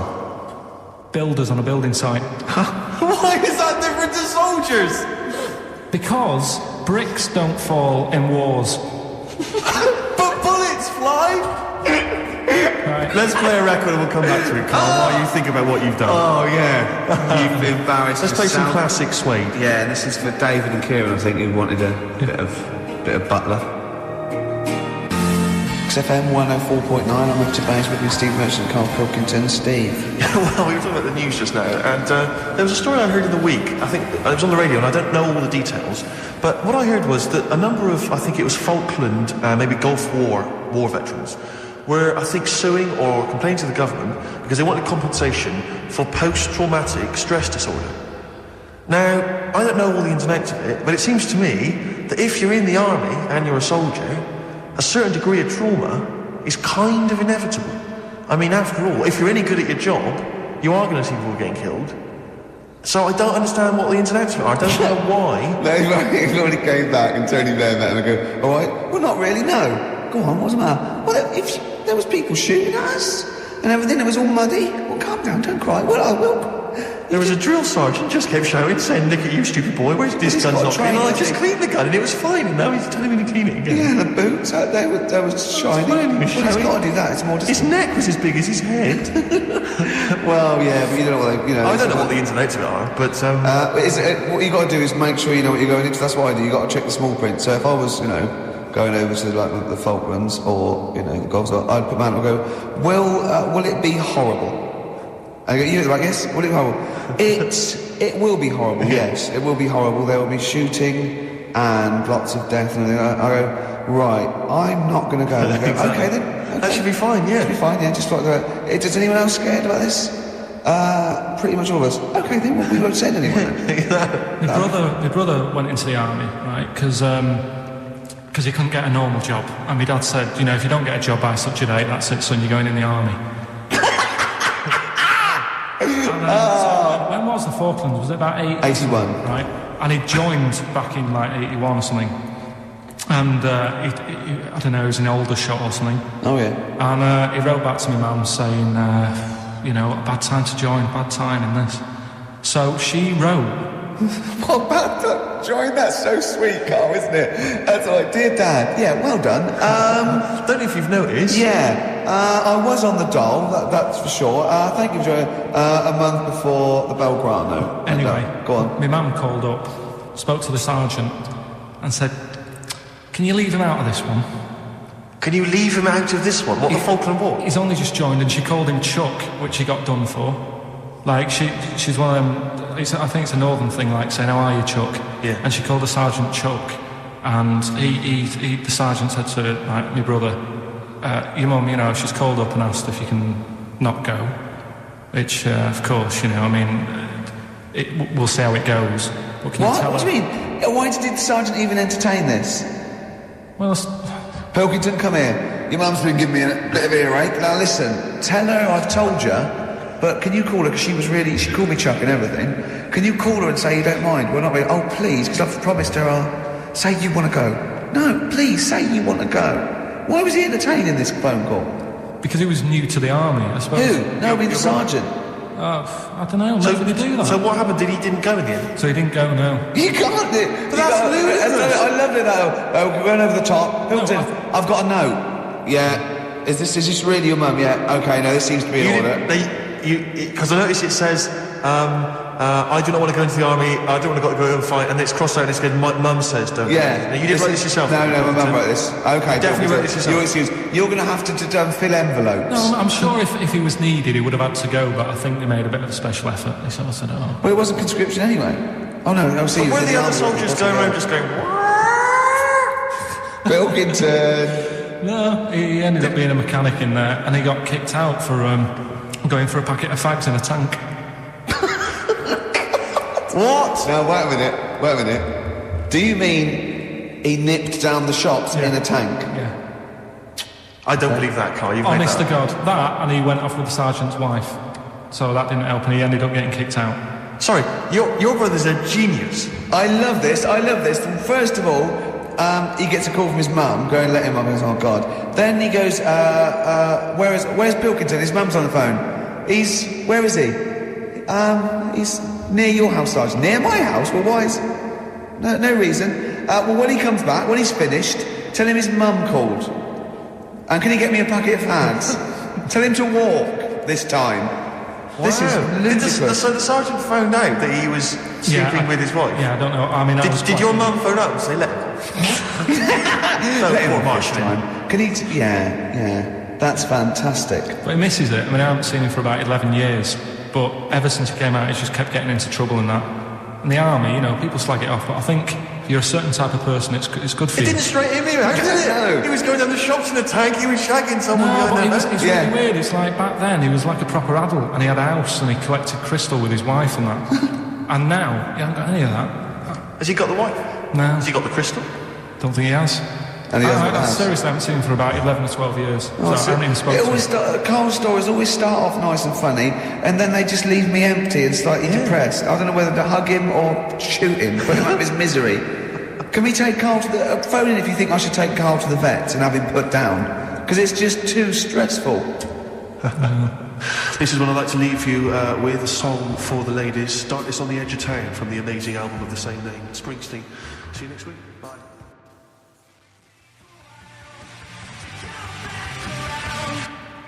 Feeder, come back around on XFM 104.9. You're listening to Ricky Gervais. I'm with him as well, Steve Merchant. I was thinking of dropping that.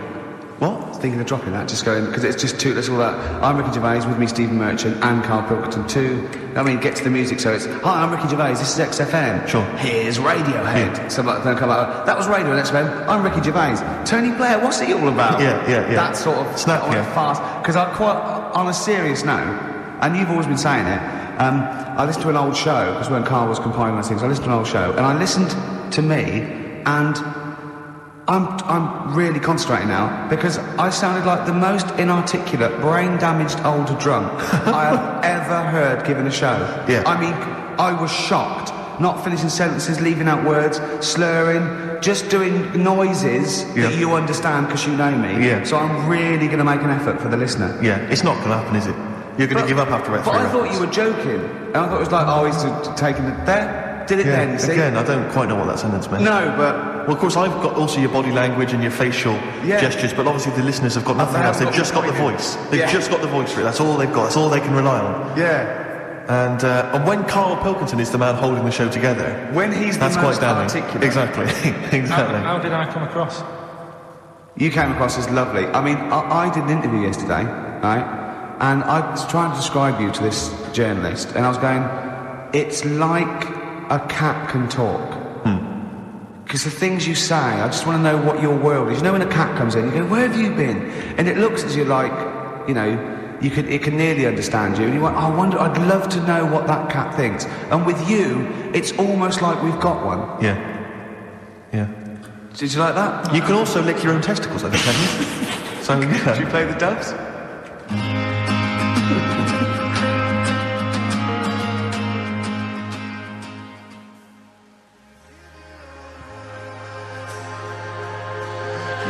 Doves, caught by the river on XFM 104.9. You're listening to Ricky Gervais.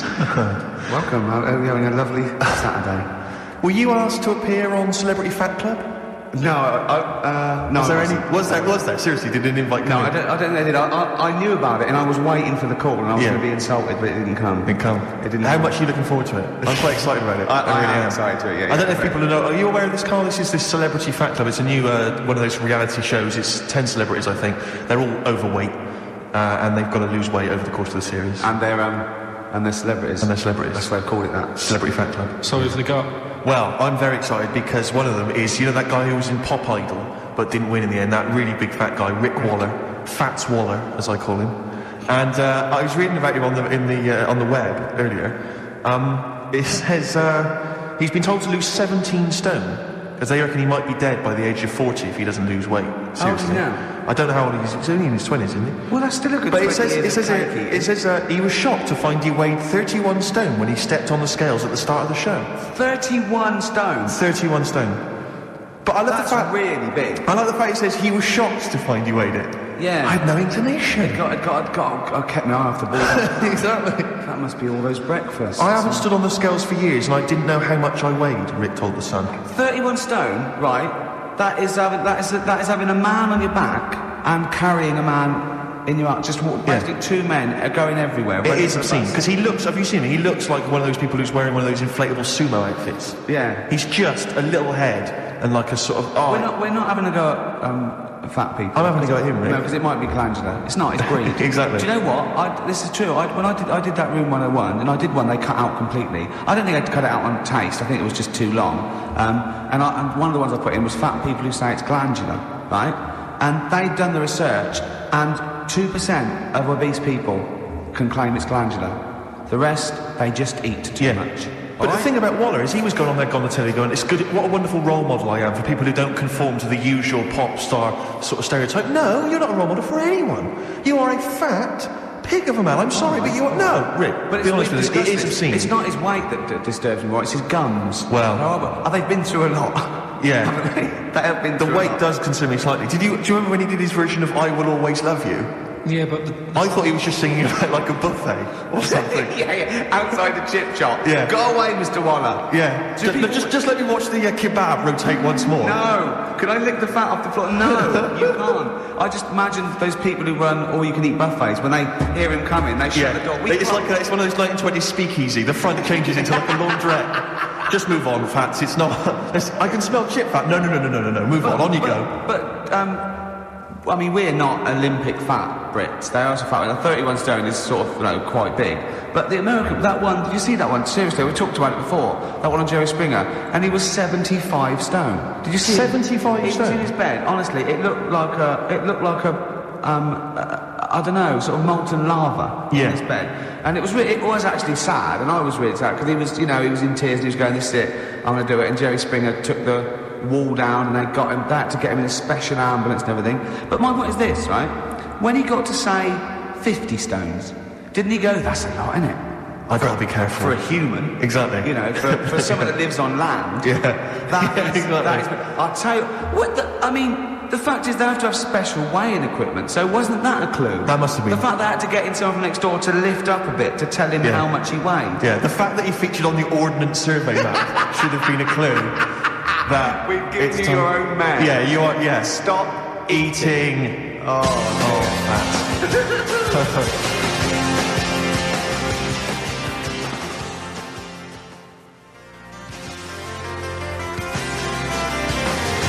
Always amazing to hear that, isn't it? It's fantastic. It's such a great tune. I was listening to Copper Blue, the album from which I was taken again. It's just fantastic. Old Mouldy. Old Mouldy. Mouldy old dough, as I call him. Exactly. Bob. You've got a real problem with Rick Waller, haven't you? He turns my stomach. I know, but don't... Because he's arrogant as well, Exactly. That's the problem. To explain to people that... No, he is a bit arrogant. It's his whole thing, that it's the whole package, so to speak, that you don't there's another thing in this quote, because... it's not just the fact that he eats too much. He tried, apparently, to lose some weight, and he said, the first month I lost 11 pounds, the next I lost a stone, but in the third my body did somersaults and I put on 9 pounds.